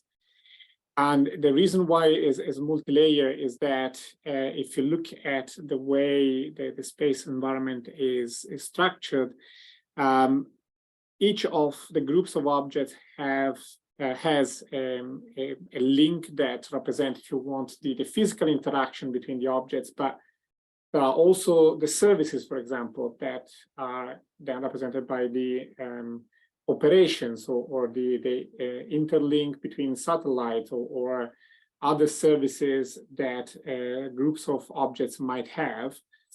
And the physical interaction between the objects can affect the services that the objects are delivering. And so the relationship between different services is in a way linked to the physical relationship between the objects that are in space. So we try to model the links, we try to model the objects and define these relationships. And what happens is that one thing that you can do is to model this as a very complex dynamical system with many different layers of interaction. And some of these interactions are not deterministic. And so there is an element of probability there that is affecting the evolution of this very complex dynamical system. And so because we are academics, of course, we write equations, and it's very easy in this case to develop a system of equations that describes the stochastic dynamics of this complex system in which events are probabilistic. And therefore, there is a risk associated to the event and to the consequences of the event because they propagate through this complex network. And one reason why this is interesting is that if you look at how catastrophes are studied or are treated in the natural environment, you can take a complex system, describe this system as a network with an interconnected component, and then you can study the evolution of the system. And what happens is that even in the case in which some of the parameters change gradually and continuously, and you might have the impression that the system is evolving without any, if you want, predictable catastrophic event, there might be, and this would be the black swan, there would be a catastrophe happening in which the system undergoes an abrupt change of performance. And in the case of the space environment, this would mean that you have, for example, the massive loss of the service all of a sudden, or that a single event is not affecting only locally some of the objects in space, but very rapidly propagates to many other services that happen in space. Now, in the case of catastrophe theory, you can look at the problem in a slightly different way, and you can try to study the level of resilience that the system might have.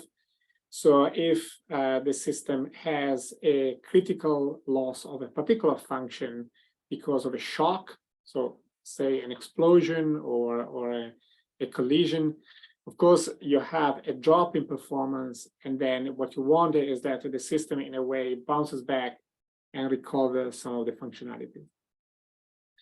Now, this is not always possible. Sometimes what happens is that the system organize itself into a slightly different state in which the performance is not exactly as it was before, but it recovers part of the functionality.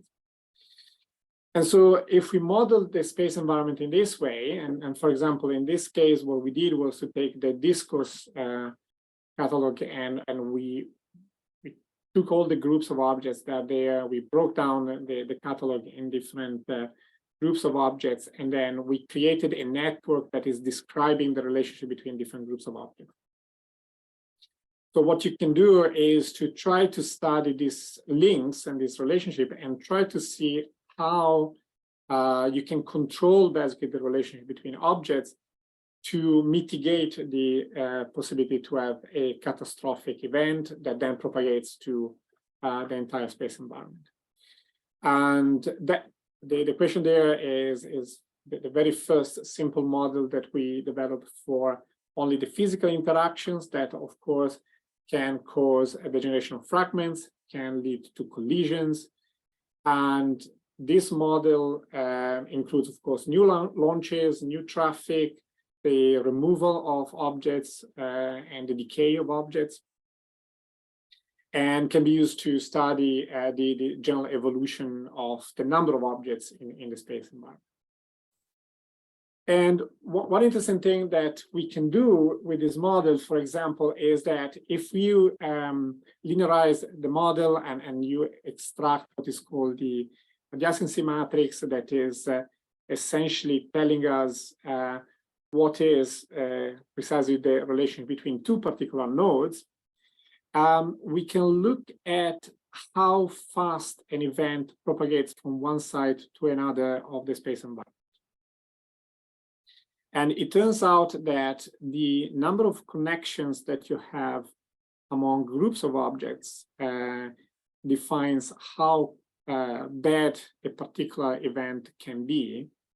So we are using this theory that is called percolation theory, that essentially tells us what is the critical number of interconnections that will lead to a global effect through the entire space environment in this model. And so if you look at the matrix and you count the number of links and all the groups of objects that are linked together and that would be directly affected, for example, by the creation of fragments, so from, for example, a collision, you see that there is a point in which these fragments would start affecting every single cluster, every single group of objects in the space environment. So we experimented a bit with this model, and some of the results are completely, how can I say, not realistic in the sense that they're not describing exactly the situation today, but we try to create scenarios in which there could have been, or there could be this sort of propagation to the entire network. And what happens is that there is a critical number of connections beyond which this happens. So there's a critical number of connections beyond which, if something happens in one point of the space environment, then every object in the space environment is affected by the same event. And one way to mitigate this is, of course, to change the nature of the relationship between objects, so to change the nature of the links. And this can be done in physical terms, if you look at the objects that are flying. So this can be done by controlling, of course, the orbit, and, for example, giving a propulsion system to each one of the objects launching in space. But the other thing that we can control is the occupancy of objects in space. So how much space is left in between groups of objects, because that changes basically the nature of the links and the nature of the relationships between different groups of objects, and reduces basically the chance that something propagates through the entire environment. So this is work that is ongoing, but I wanted to show this because I think it's quite interesting in terms of possible catastrophic event like a black swan event. The other thing that we're working on, as I said, with GMB, still supported by ESA, is to try to quantify the induce and encounter risk if you launch new things in space. And for this kind of work, first of all, we decide to introduce yet another different model for the space environment. And what we do here is we treat every object as a probability distribution. And if you put together a group of objects, then you have a probability distribution that is describing an entire group of objects. But these distributions are uncertain because you don't know exactly the position of each of the objects. Okay? So you have to imagine that different groups are distributions, and this distribution can change because there is an uncertainty in the exact nature of the objects that are there. And then we can propagate the distribution forward in time. We can see how they evolve, and we can see how they interact. And if there is a new object that you put in space, you might want to understand what is the actual risk that is connected to the presence of these objects immersed into this distribution of other objects. And so for this thing, what we do is we calculate the minimum orbit interception distance, which is the minimum distance between two orbits in space. And basically, we check the probability, first of all, that two objects might come to close distance, okay? And that gives us only the probability element of the risk, okay? So what is the probability that there can be a possible collision? And then we have to multiply that times a severity, okay? The severity is the consequence of that particular event. And the interesting part of one of the interesting part of the work that we are doing is to try to quantify that severity. And one part of the severity is, of course, connected to the object itself. So if you launch your own satellite, you want to know what is the risk of putting your satellite in orbit.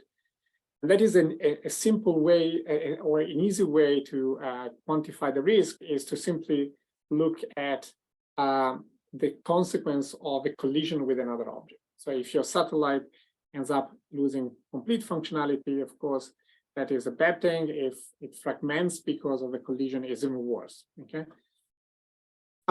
So the severity in that case was fairly easy to quantify, and the worst case, of course, is a complete fragmentation, so is a catastrophic collision.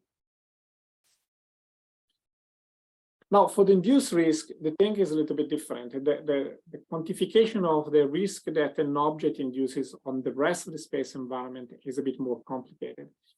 And the reason is that if you have an explosion, or if you have a catastrophic collision, then you release, of course, fragments. And those fragments are not affecting the space environment only today. They do not affect the space environment only locally.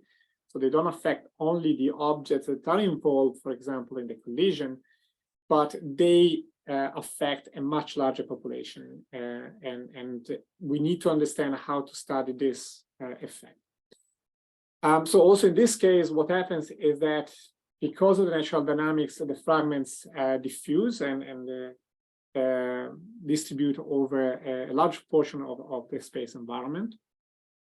But at the same time, the space environment is evolving because there is additional traffic. So what happens is that you have the population of fragments that expand and diffuses, and at the same time, you have more objects that are added to the same space in which there was a catastrophic event. So we had to quantify the two things together, look at not just the severity of fragmentation today, but what is the severity of this fragmentation propagated forward in the future for over a number of years.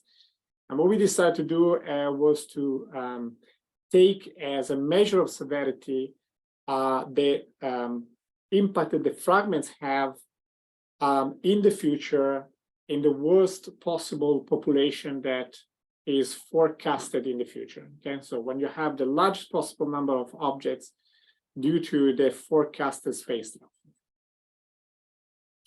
And that's my presentation. If you have any question, happy to answer.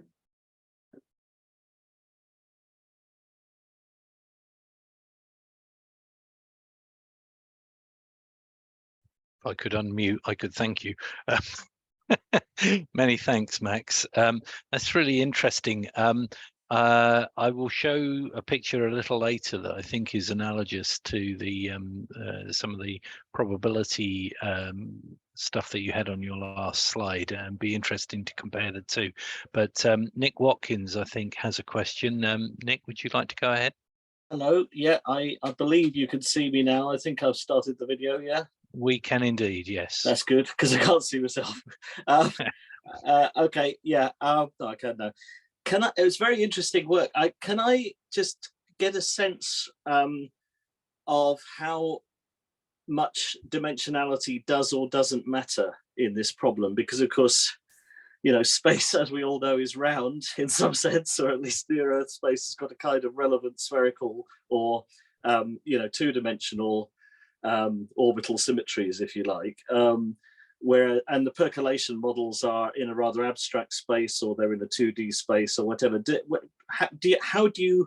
Does that matter to you, or are the collisions already so abstracted that it isn't relevant? Or, you know, can you give us a bit of a feel for that translation problem, if you like?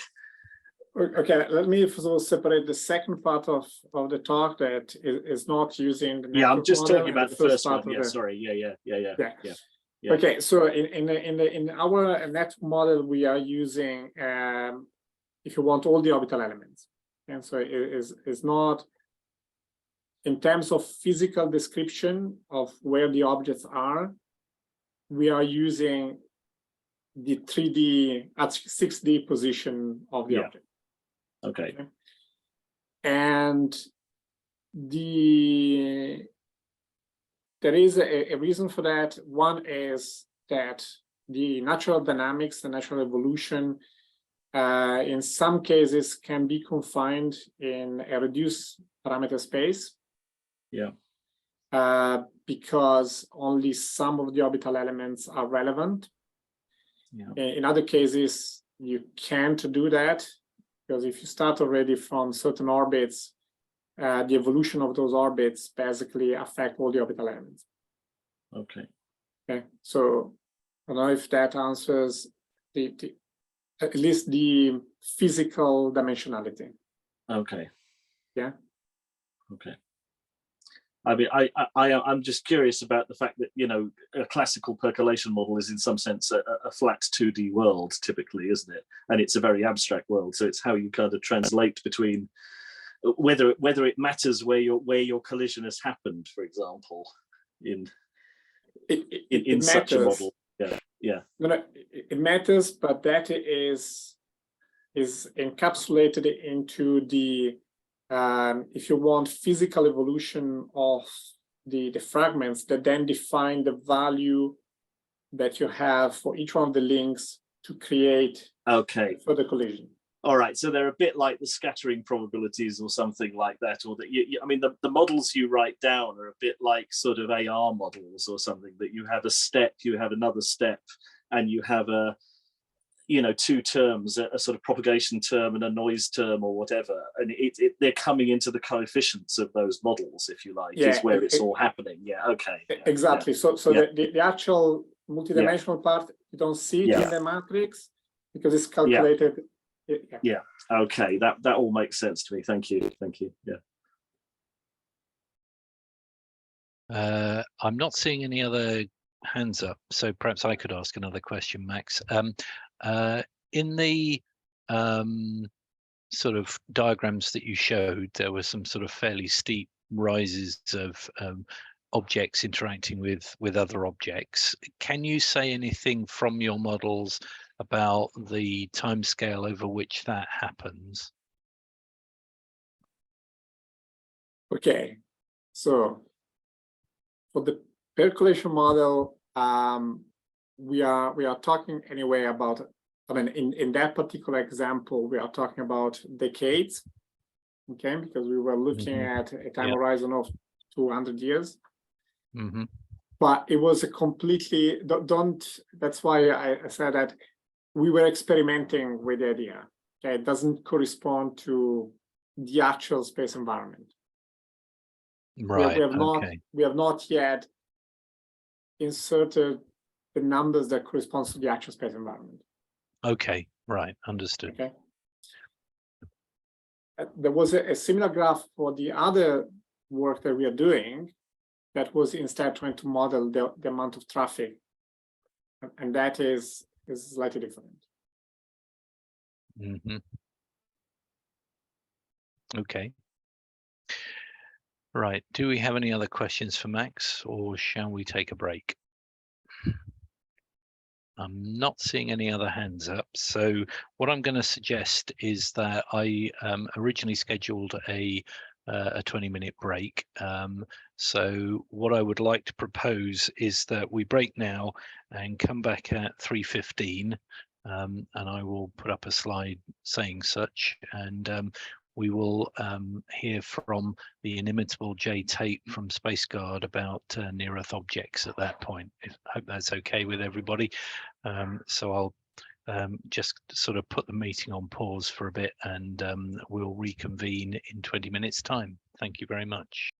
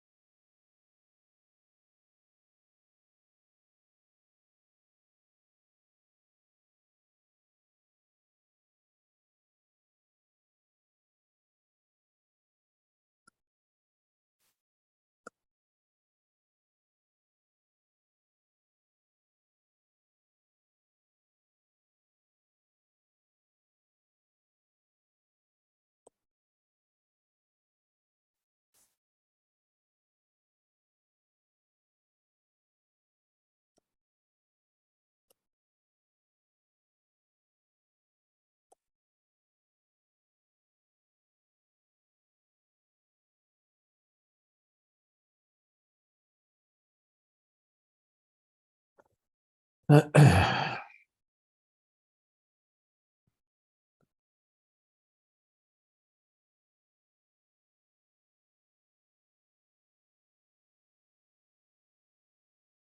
Jenny here. Just so you know, you're not on mute.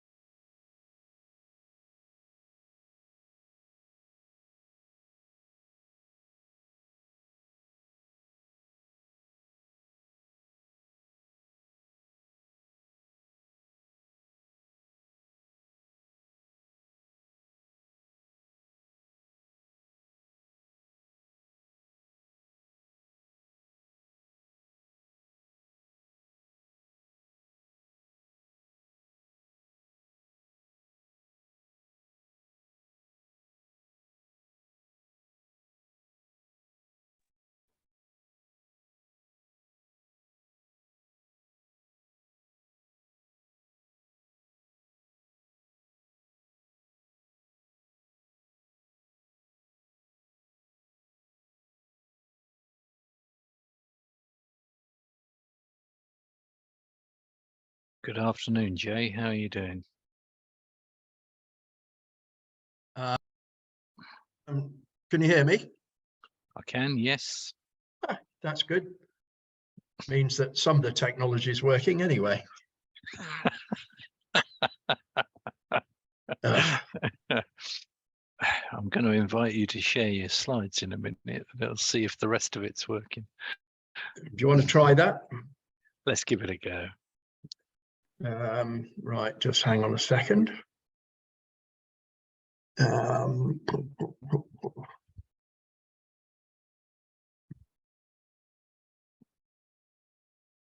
Something's happening. Ah, the technology works. Hey, that's a good start slide. Looks good, mate. Okay, let's just see if I can change slides then. That was the problem I was having earlier. I don't know why, but my computer didn't seem to want to advance from one slide to another. No, mine doesn't either. How did you get around it?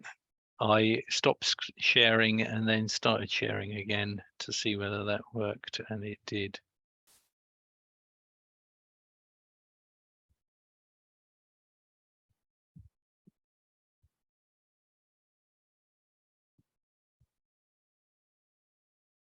No. Did you start out with your PowerPoint in full screen mode? Can I suggest that what you might want to do, which I think might work better, is if you come out of full screen mode in PowerPoint, then do the screen share and go into PowerPoint with it not in full screen mode, and then launch it afterwards. That seems to work most of the time, I think. Let me just give that a go.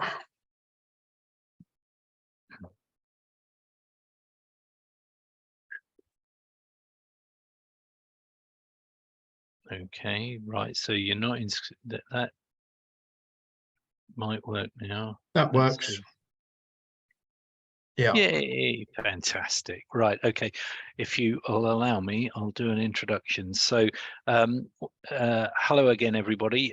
What I'd like to do now is to introduce Jay Tate, who runs the Spaceguard Centre, which is down on the close to the border between England and Wales. I'm not quite sure exactly which side of the border you're technically on, Jay, but anyway, it's a telescope system that is designed to look or help in the search for rogue asteroids, and Jay has been running that for a while and has a particular understanding of the potential asteroid risk. So Jay, can I hand over to you? It's all yours.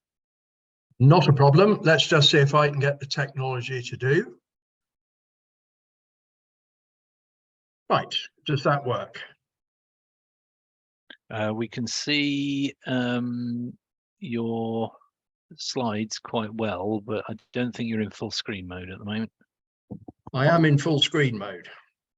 Ah, what happens if you try and advance your slides? Ah, there we go. That's it. That's moving on. So that's good. I think we're good to go, mate.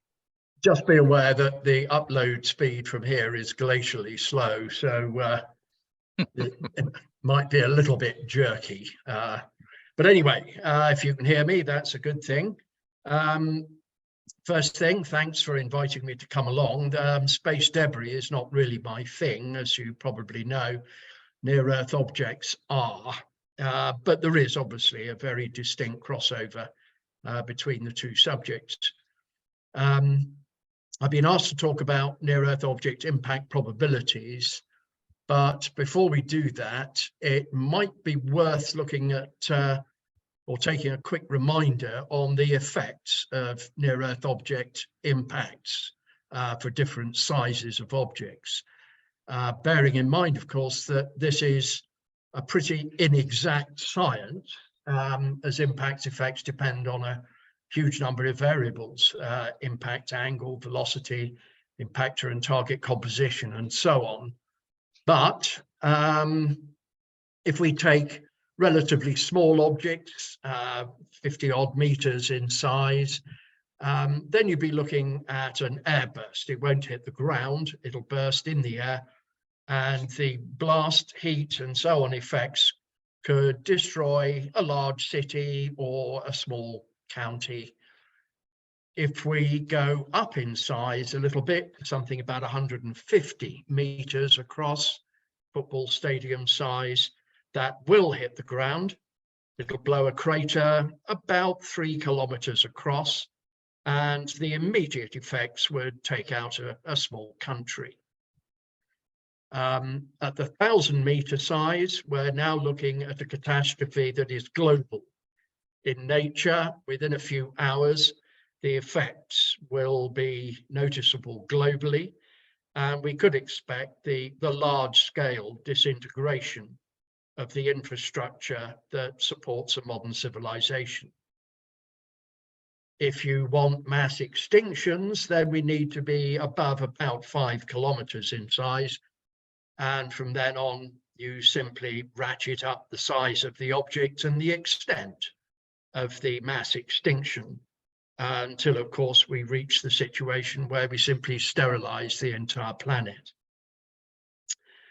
Now, quite how all of this would affect the satellite constellation, not a subject of any detailed study in my field that I'm aware of, but I fully expect that the quickly growing space debris community has given it quite considerable thought. However, from a purely common sense point of view, for the larger impacts, the production of large quantities of high velocity ejecta into suborbital, even orbital trajectories could produce a major threat to low Earth object devices. Smaller impacts could reduce the effectiveness of Earth observation or communication satellites for a period of time.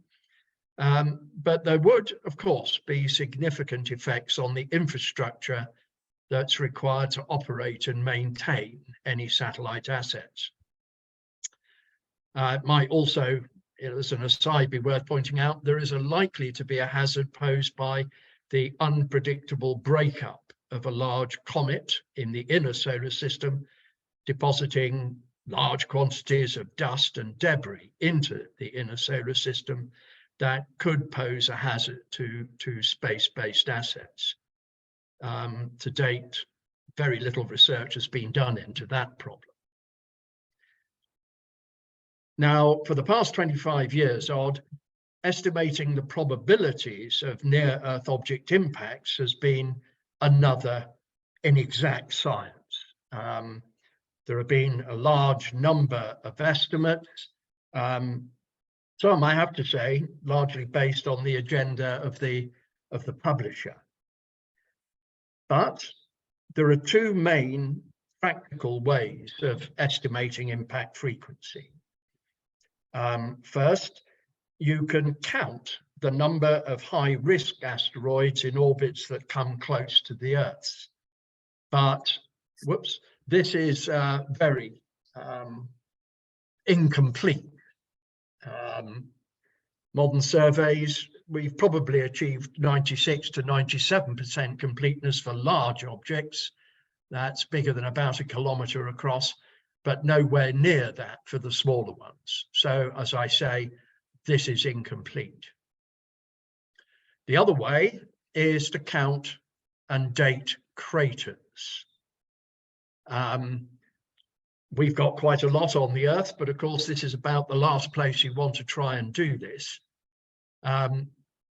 We can also develop reasonable estimates for the impact frequency of much smaller objects that disintegrate in the atmosphere using the recently declassified data from the United States. They've been picking up these so-called fireball effects for decades now. But as I say, counting craters on the Earth is a very dodgy prospect. We'd much rather do it somewhere where there's no atmosphere, no water, no weathering, but still pretty close. And of course, that doesn't take the brain of an archbishop to work out, because of course we've got the moon. Now, we have a very good estimate based on lunar crater data. Firstly, we can count them.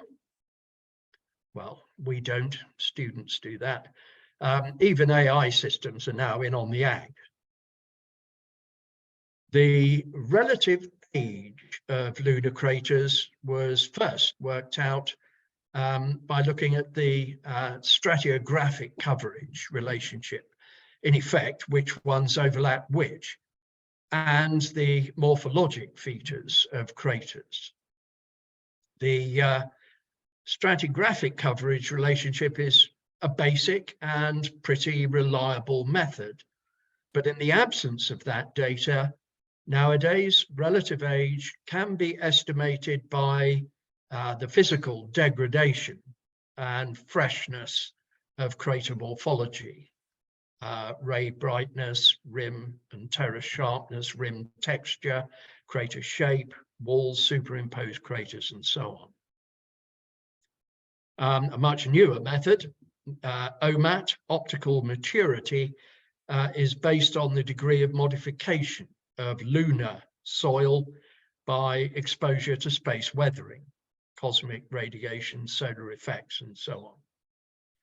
And in recent years, these analyses have made OMAT a really fundamental technique applicable to larger craters.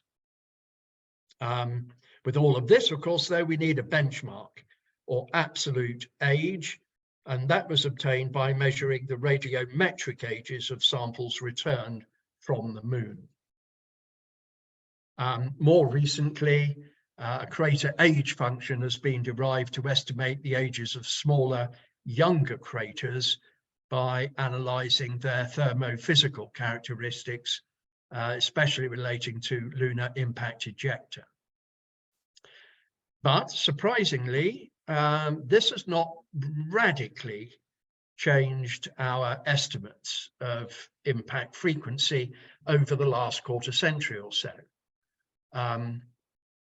This is one of the more recent impact frequency graphs. I hate graphs, and this one's rather complicated and hard to see. But if we reduce it to something a bit more comprehensible, this graph was derived from crater counts and dating on the moon, adjusted, of course, to the size and gravity well depth differences between the Earth and our satellite. The numbers in most of these estimates are surprisingly similar, certainly within the inevitable error bars on all sides. Excuse me, but I think the slides might be just lagging a bit. I think they might. There we go. There's the graph. Jolly good. Thank you. Yeah, I make no apologies for that. Blame BT, unfortunately. If we can get an upload of 1/4 megabyte per second, we're lucky here. Now, these graphs are all very well, but there is, of course, a real health warning here. And the bit that most or many non-specialists have a hard time getting their heads around is that these numbers are an average over the age of the moon. They are not a timetable. Near-Earth objects are not like bus timetables, they're like the buses.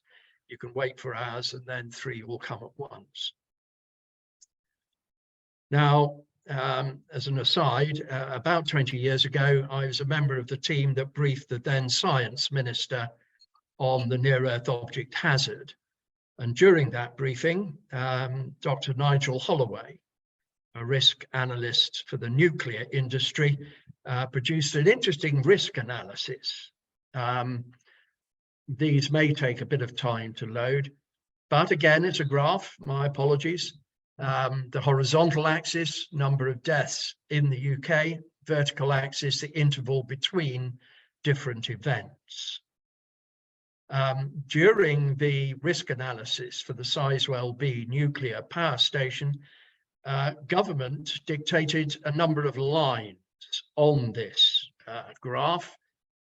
The bottom one is the negligible risk line, so anything happening down left of that, you needn't worry about. The red top line is the limit of tolerability, i.e. anything occurring above that is not to be allowed. Nigel populated this graph with a number of things. The Chernobyl type reactors, the pre-1986 risk is way in the intolerable section. Aircraft crashes surprisingly appear right on the line, and a UK nuclear accident is well below the national limit of tolerability. If we add near-Earth object risk to that, we find that they're all well above the limit of tolerability. Another member of the team from the insurance industry introduced us to the concept of actuarial risk. In passing, he asked the meeting why we bother to insure our houses. We don't expect them to burn down, but we insure them anyway. Now, I've taken the liberty of updating his data a little bit, since 20 years is a long time. But he took, for example, the collision between the Earth and a 1 kilometer sized asteroid. Generally, that sort of thing would be expected every 100,000 years or so. And the United States, well, NASA and FEMA reckon that it would kill about 25% of the global human population. That would mean in the UK, our casualties would be about 16.75 million. And the DTI values human life at 2.8 million. That gives us a total incident cost of 47 trillion sterling.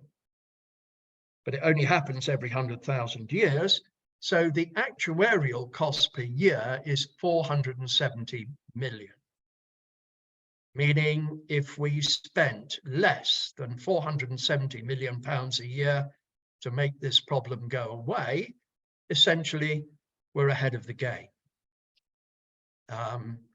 Pointing out, of course, that that figure doesn't include losses in property, heritage, commercial losses, and so on.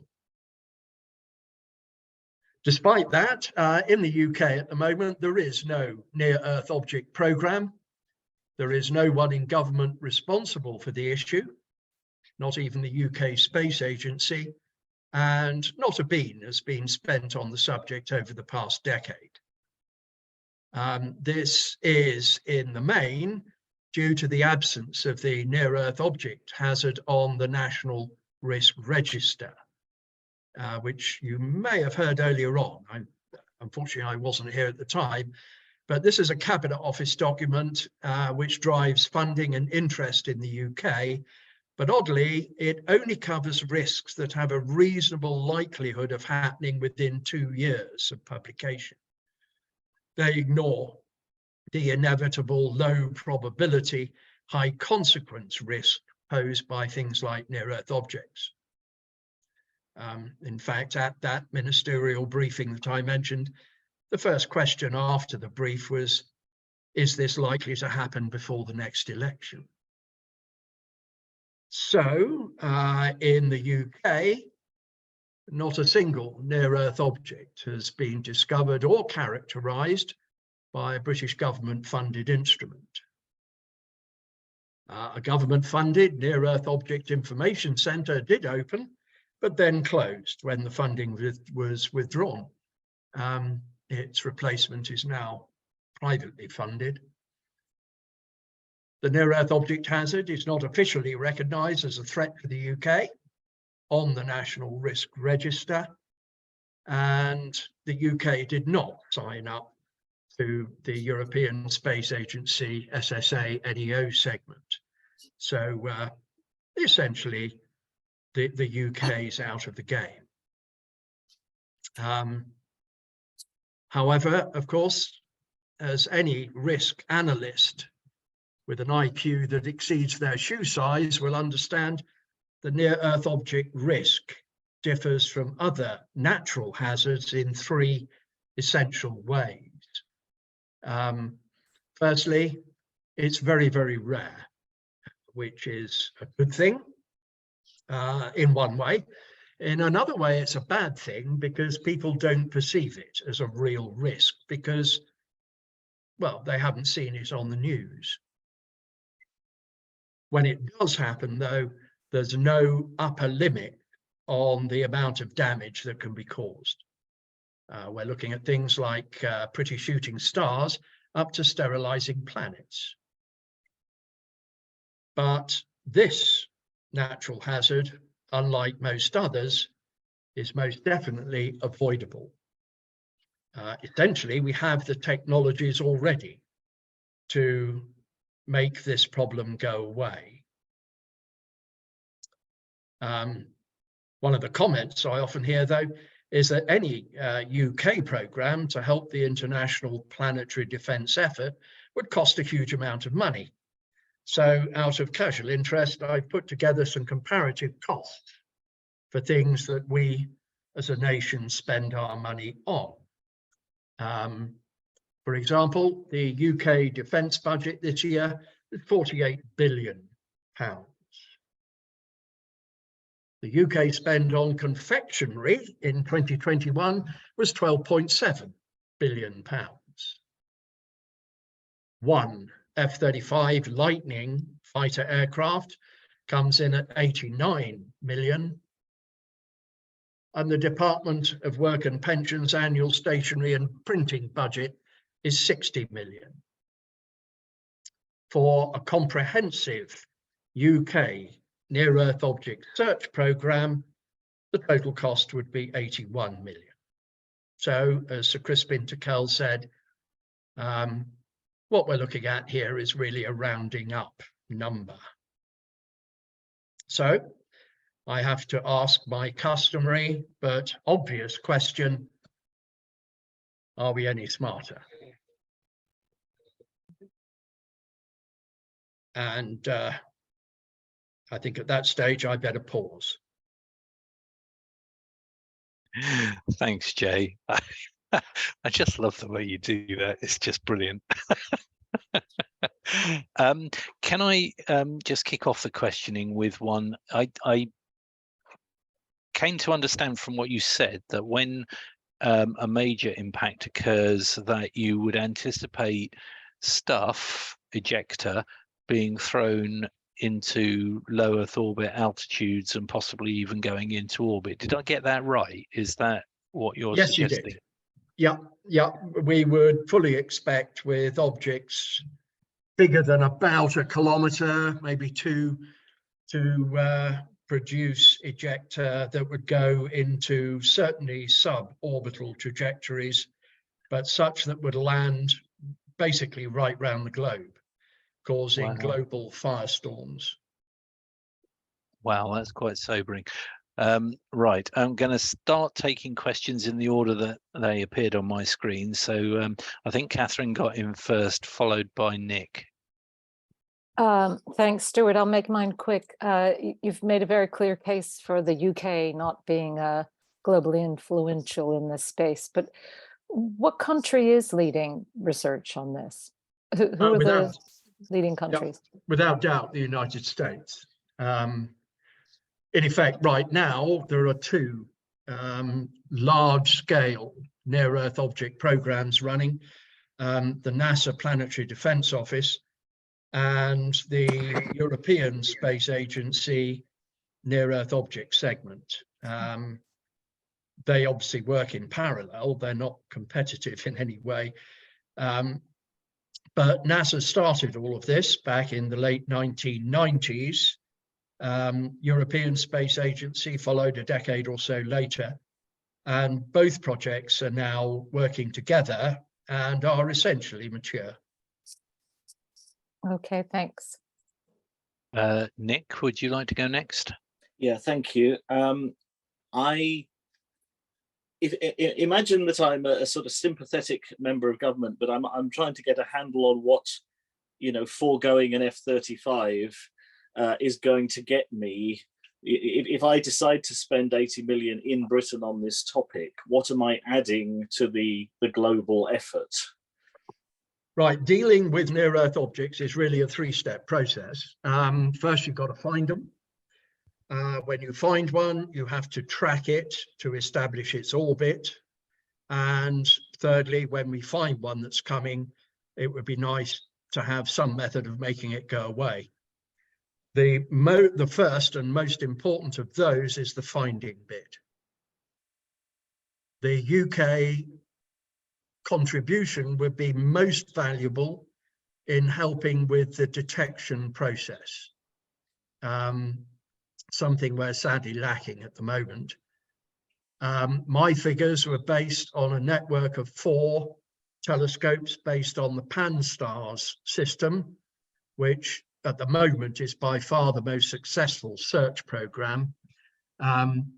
They're using 2 telescopes in Hawaii at the moment, but 4 of those spread globally would certainly double the detection rates at the moment. And the total cost of that would be about 80 million. Okay, thank you. Again, I mean, I don't know who I'm emulating here, whether it's, you know, on the scale of, you know, Dominic Cummings to some of our previous prime ministers. But I in that case, assuming you found something, the other question that I think an astute politician would ask you is, what kind of global expenditure would be necessary to deal with the imagined problem?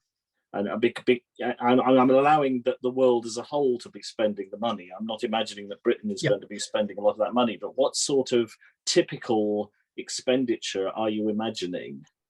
If we get the search program sorted out first, then what we don't need is sweaty fingers hovering over big red buttons and rockets fizzing on the pad or anything like that. Sure. With large objects, we'd expect, well, reasonably expect to have months, years, even decades of notice. Okay. So your mitigation program, you want to have a pretty good idea of how you're going to do it, but you probably don't need hardware in storage or anything like that. Come the day, to be honest, if it is a globally threatening object, cost becomes meaningless. So I'm not suggesting that, certainly from the UK point of view, we would need our own, you know, mitigation systems. The Americans, the Europeans, ESA, and even the United Nations now are involved in coming up with the plans for that, and there's no point in duplicating effort. Okay, no, that's helpful. Thank you. Okay, there are some helpful comments being put into the chat, for which many thanks. Max, can I invite you to come off mute and ask your question?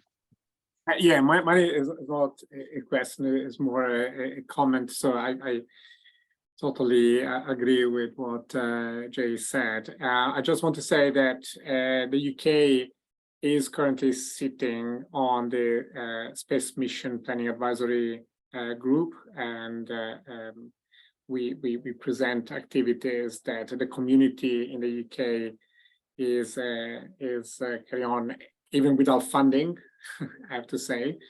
I don't think that we have anyone representing the UK on I1, that is the other part of the groups at the UN that are dealing with asteroids and comets. And the other thing, we tried also last year to add the NEO threat to the risk register, unsuccessfully apparently, and we tried also to extend the participation into the NEO program of ESA by sort of trying to use part of the budget that is actually allocated to space debris, because some of the technologies like telescopes or other observation tools can be potentially used on both sides. So I just wanted to say that, yeah, it's very disappointing that the UK is not investing, but yeah, there is a large community of people that are working on this and trying to convince the space agency and the government to do more in this direction. Yeah, we've been doing that for a long time. Of course, the IWAN is the most important thing to be on. Without that, the rest becomes rather superfluous, and it's a shame that the UK isn't part of that. I mean, up until the beginning of this century, I mean, the UK was the leader when it came to small solar system object research. We have now slipped from that position quite dramatically, which is a shame. But you have to bear in mind that this has to be an international issue.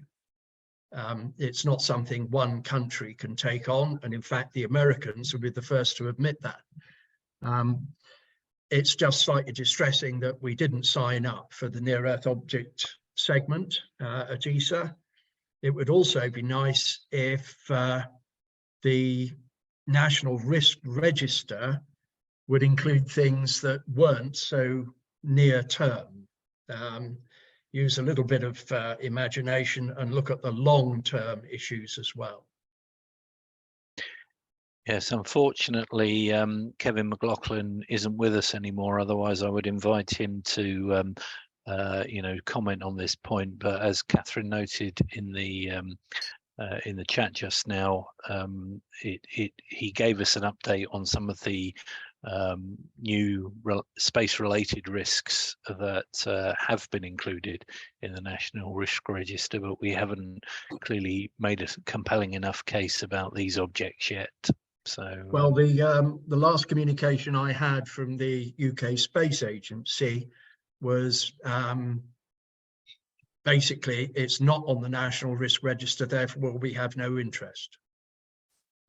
Right, okay. Catherine, you would like to come back?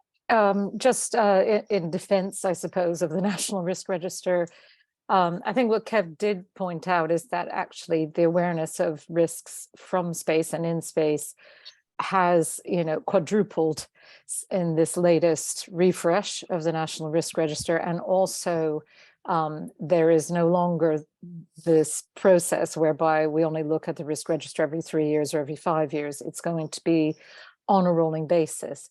So I think there has been progress made, and I think there's a good opportunity to campaign and, put forward evidence that this should be included, even though it is, a very low probability and perhaps a long way away.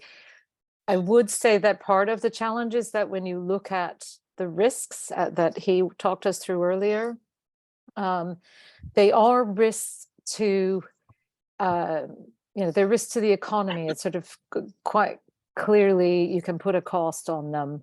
And that then means that you can give the mitigation responsibility to the relevant minister who owns responsibility for that part of the economy.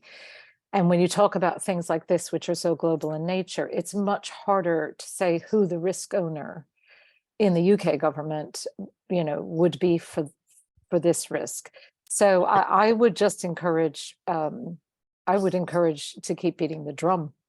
Because I think it should be added, but I think that you have to think about who lives, I suppose, which minister ends up on the front page of the papers for the consequence of not having done anything about this. That's the minister that needs to be engaged. And unfortunately, we don't have a minister who's willing to even admit that they know anything about it, let alone take responsibility.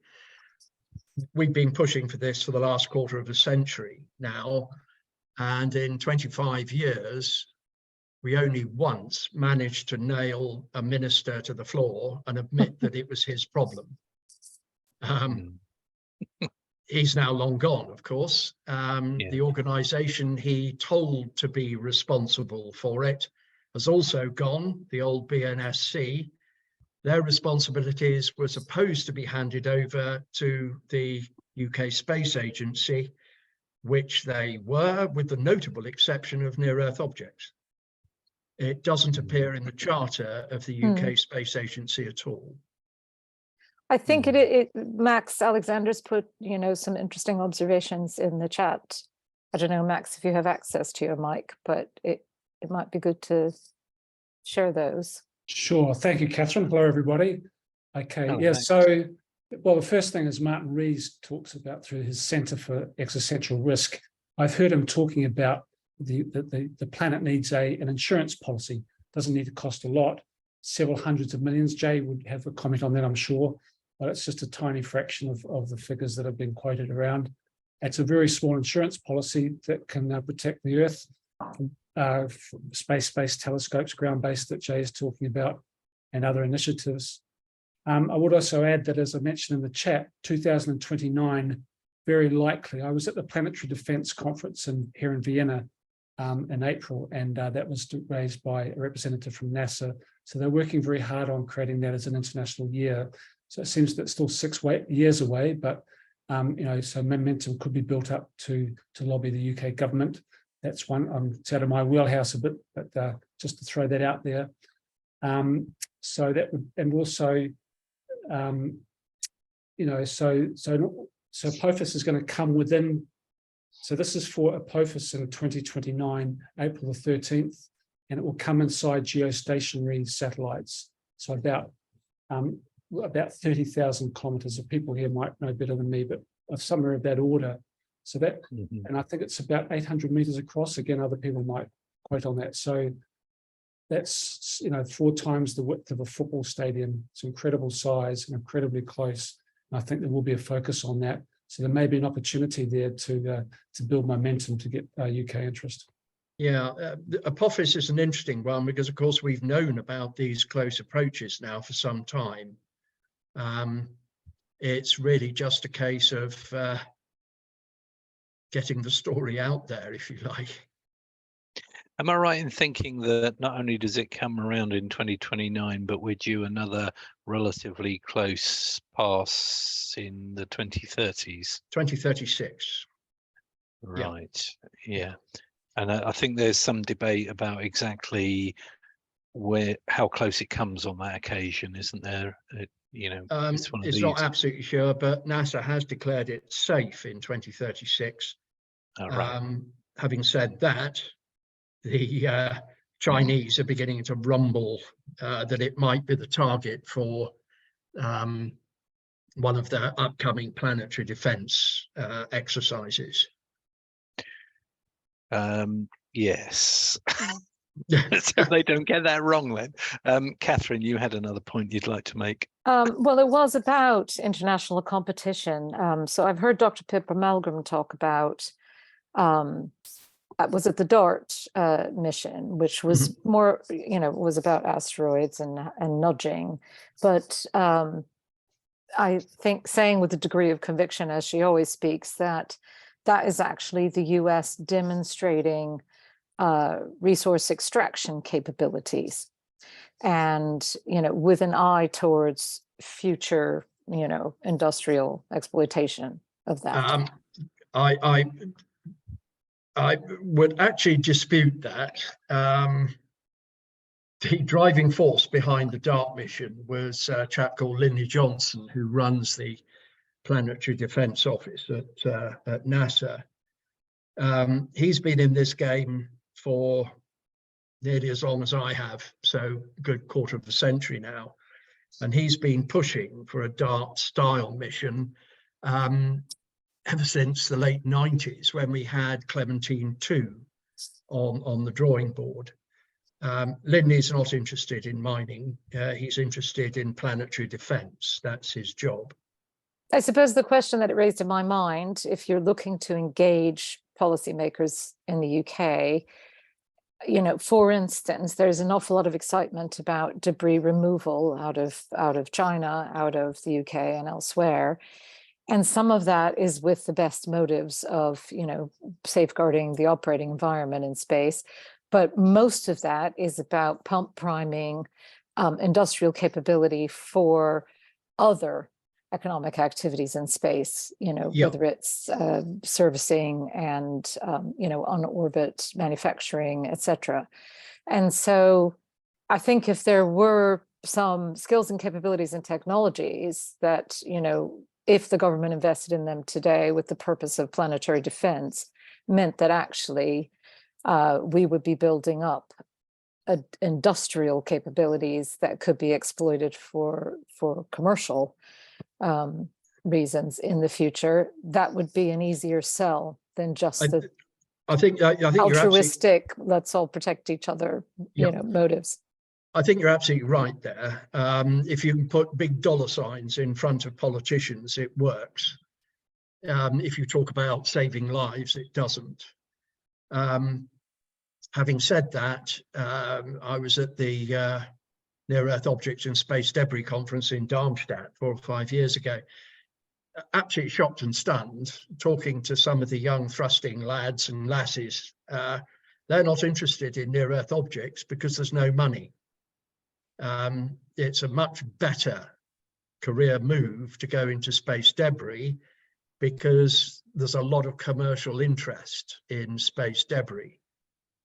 The read across between space debris and near Earth objects is obvious, but not always quite as clear cut as you might think. Two very different targets, if you like, and two very different outcomes, one hopes. But certainly from the surveillance and tracking point of view, then there is a very direct read across. Especially on the tracking side, surveillance is important, certainly for near Earth objects, because if you can't find the damn thing, you can't track it.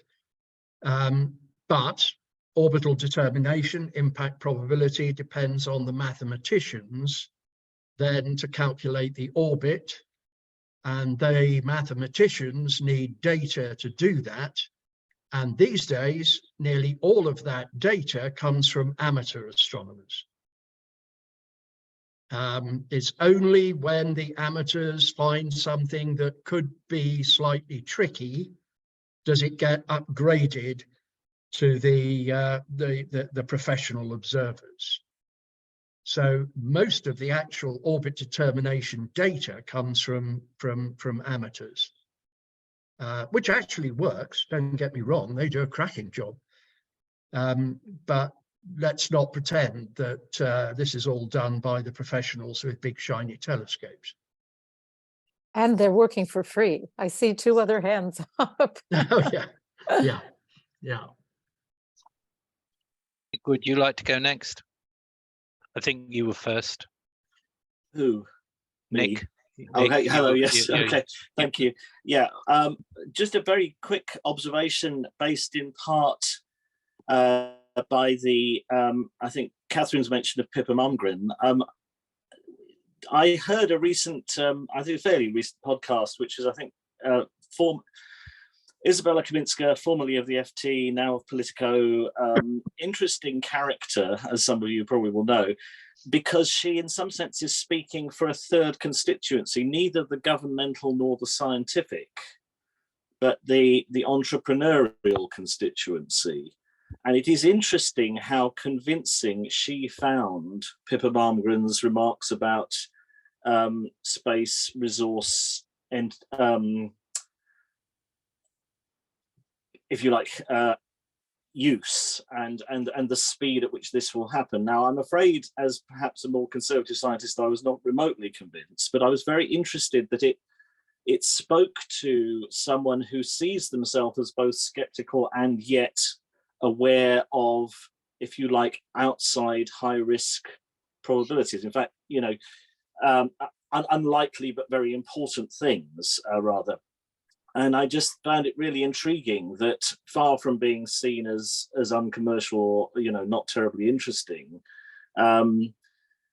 this stuff was absolutely, you know, speaking to somebody there. So it's just, I mean, I think I share the concern about, you know, overselling space surveillance in this context. But the conversation that's developing in places like the FT around space resources and space commercialization and so forth is qualitatively very, very different from that which we've had before. And I don't really need to tell any of you that, but it's really striking how different it is sometimes to me.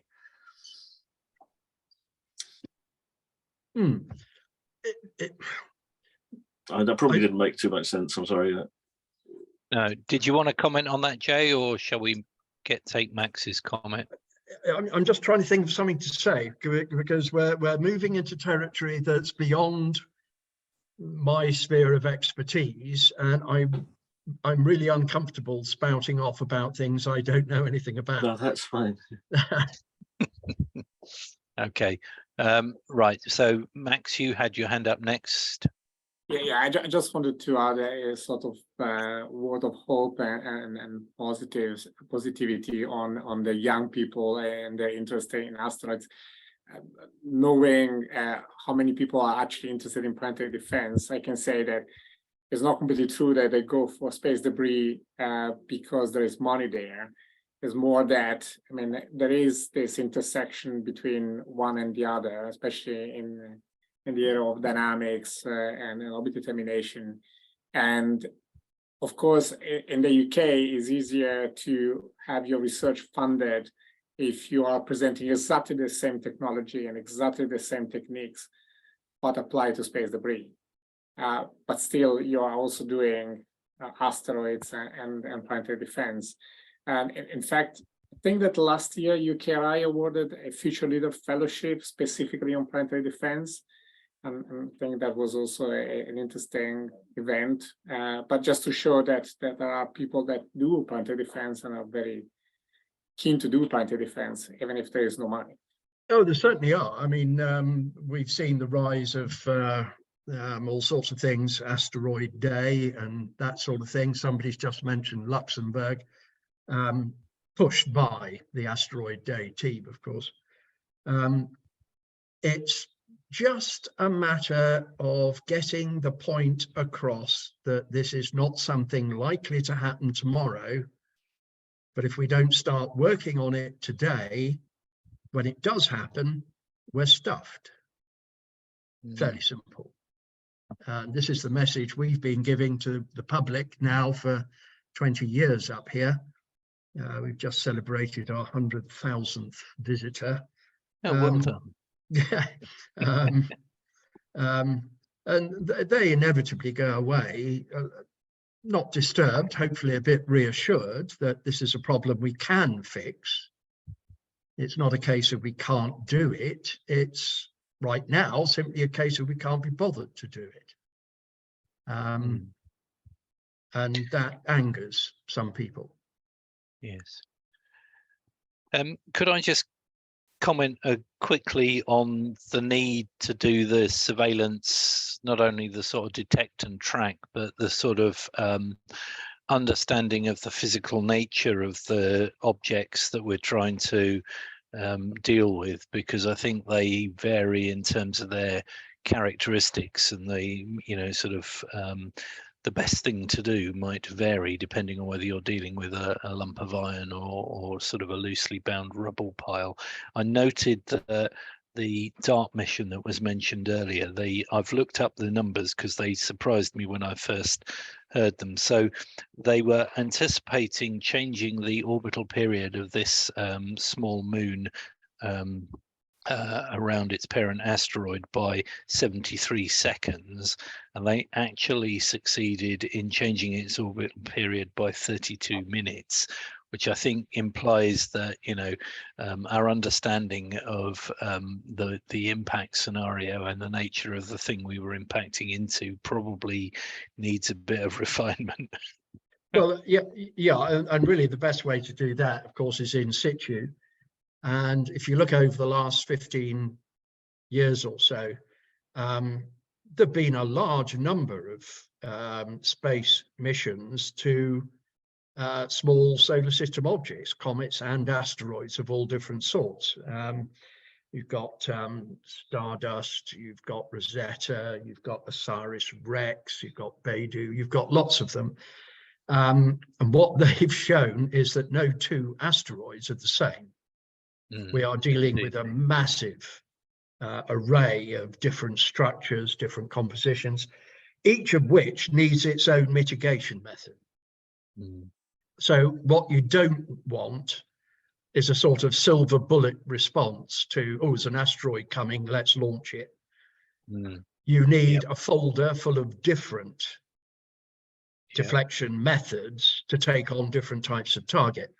And I have to say, that's exactly what the NASA Planetary Defense Office are working on right now. And in Europe, of course, we had the NEO Shield project that was looking along very similar lines for the European Space Agency. I believe that NEO Shield 2 has finished now. Be interesting to see what they've come up with.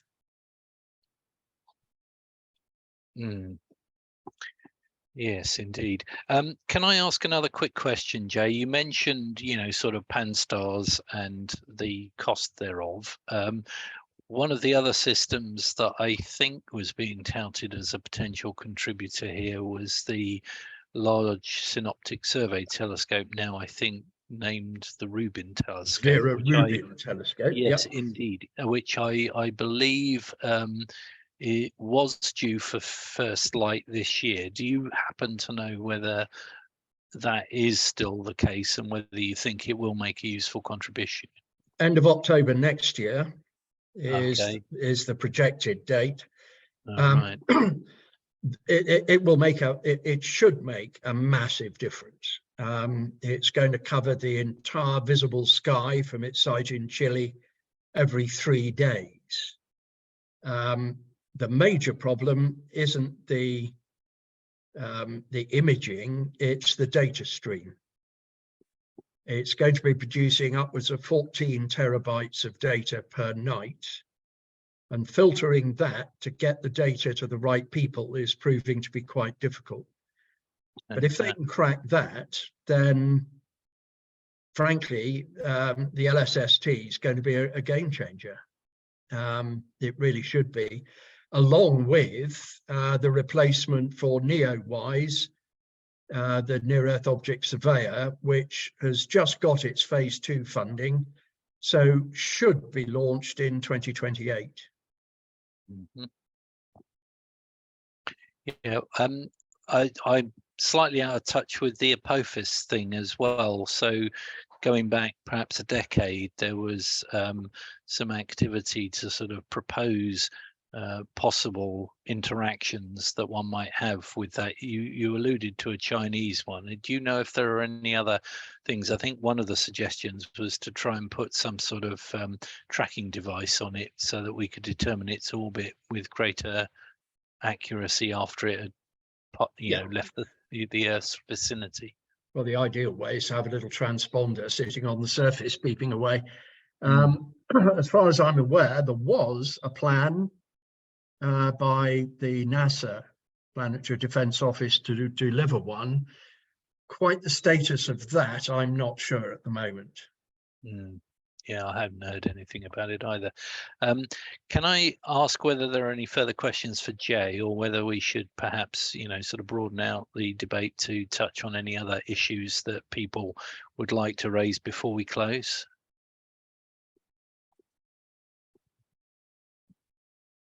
I'm not seeing any further questions for you, Jay. So can I take this opportunity to thank you once again for a very clear and entertaining presentation of the problem. Your dry sense of humour always has me smiling away while I'm listening to you. Well, so thank you very much indeed. I'm going to have to push off because we have a man who owns a stately home just up the road, and he's given me an unlimited budget to build him an observatory in the middle of the maze in his garden. It's got a moat. It's going to be quite something. And I have a man with more money than sense who wants to have a talk about what sort of telescope he wants. Well, good luck with that, and I hope that I'll have the opportunity to pay you a visit in the autumn. My wife and I are planning on coming down to the Hay winter weekend, so I'll see if I can pop by and see how you're getting on. Well, you're more than welcome anytime. That goes for anybody who's still listening. If you want to come, just give us a call and come and see what we do. Okay. So what I would like to do to close is just to invite anybody who has any further points they'd like to make to stick their hand up. But what I'm hoping to do with the assistance of Teresa and James from Warwick is to look at the idea of putting in an application to this international bilateral fund that the UK Space Agency has set up. I think we would be looking initially to partner probably with the US, because Darren McKnight is there and he kind of placed this challenge on us, and I think, you know, would like to have the US involved. I think Max may have some ideas, and we'll talk with Max about what he's planning to do as well. But if anybody on this call would be interested in being a participant in that and potentially doing some targeted work at some of the threats and hazards that we've identified during these 2 workshops to improve either our understanding of the probability of occurrence, which is kind of why I was asking David earlier about where he got his, you know, sort of frequency of occurrence numbers for, or estimating the impact of events. And, you know, sort of quite often the estimates that I've seen so far, you know, focus very much on stuff on the ground, you know, so, you know, how much infrastructure on the earth or how many people die.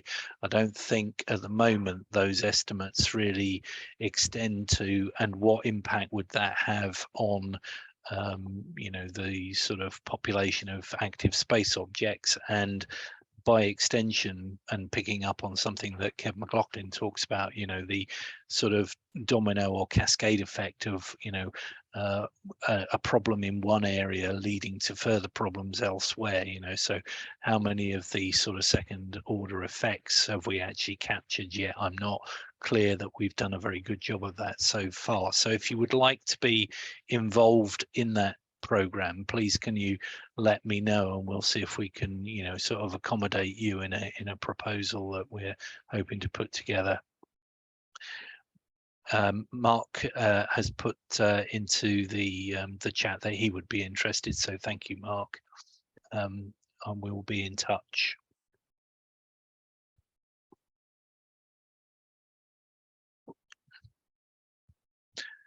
Okay, I'm not hearing any further comments, so at that point, I think, can I thank those presenters who are still on the call for their Stuart, kind did of Max contribution. want to, did you want to say anything, Max, or? Well, Max is, I'm happy if Max wants to, but I was under the impression that he might want to have a conversation offline, but Max absolutely fine, it's just because you mentioned it. Yeah. Yeah, no, it's fine. Maybe I didn't quite convey what Max sent to me earlier, which was that, you know, he would like to have a chat.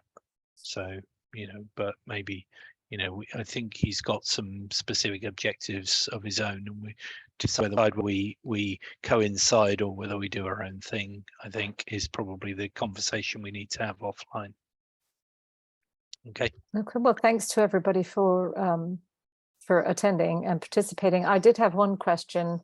We're in the process of pulling together the program for our next big conference, which we are scheduling for February 27th, 8th, and this time 29th next year, with a structure that would allow for some deep dive activities on that third day, and more plenary, rather than having plenary and breakout, more plenary sessions over the first 2 days, but some more topic specific deep dive sessions on the third day.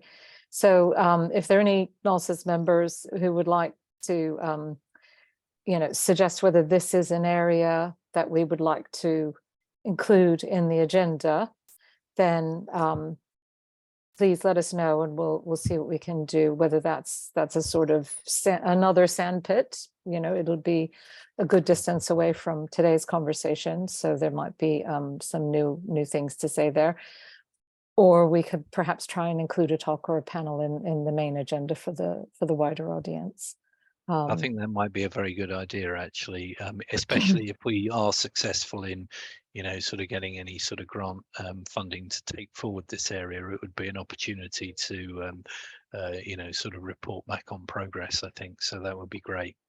If anyone wants to volunteer to chair something or curate something, please let us know. I plead guilty of having sort of started this whole Black Swans thing. So I suppose, unless anybody would like to receive a hospital pass, I suppose I'm still carrying the ball to some extent. Excellent. But okay. Anyway. Okay then. Well, thank you everybody for your contributions and your questions. And our next event will be publicized soon. I think we have stuff coming up later in the summer. So unless I haven't got the program in front of me, which is remiss of me, I should have probably done that, but we'll be in touch.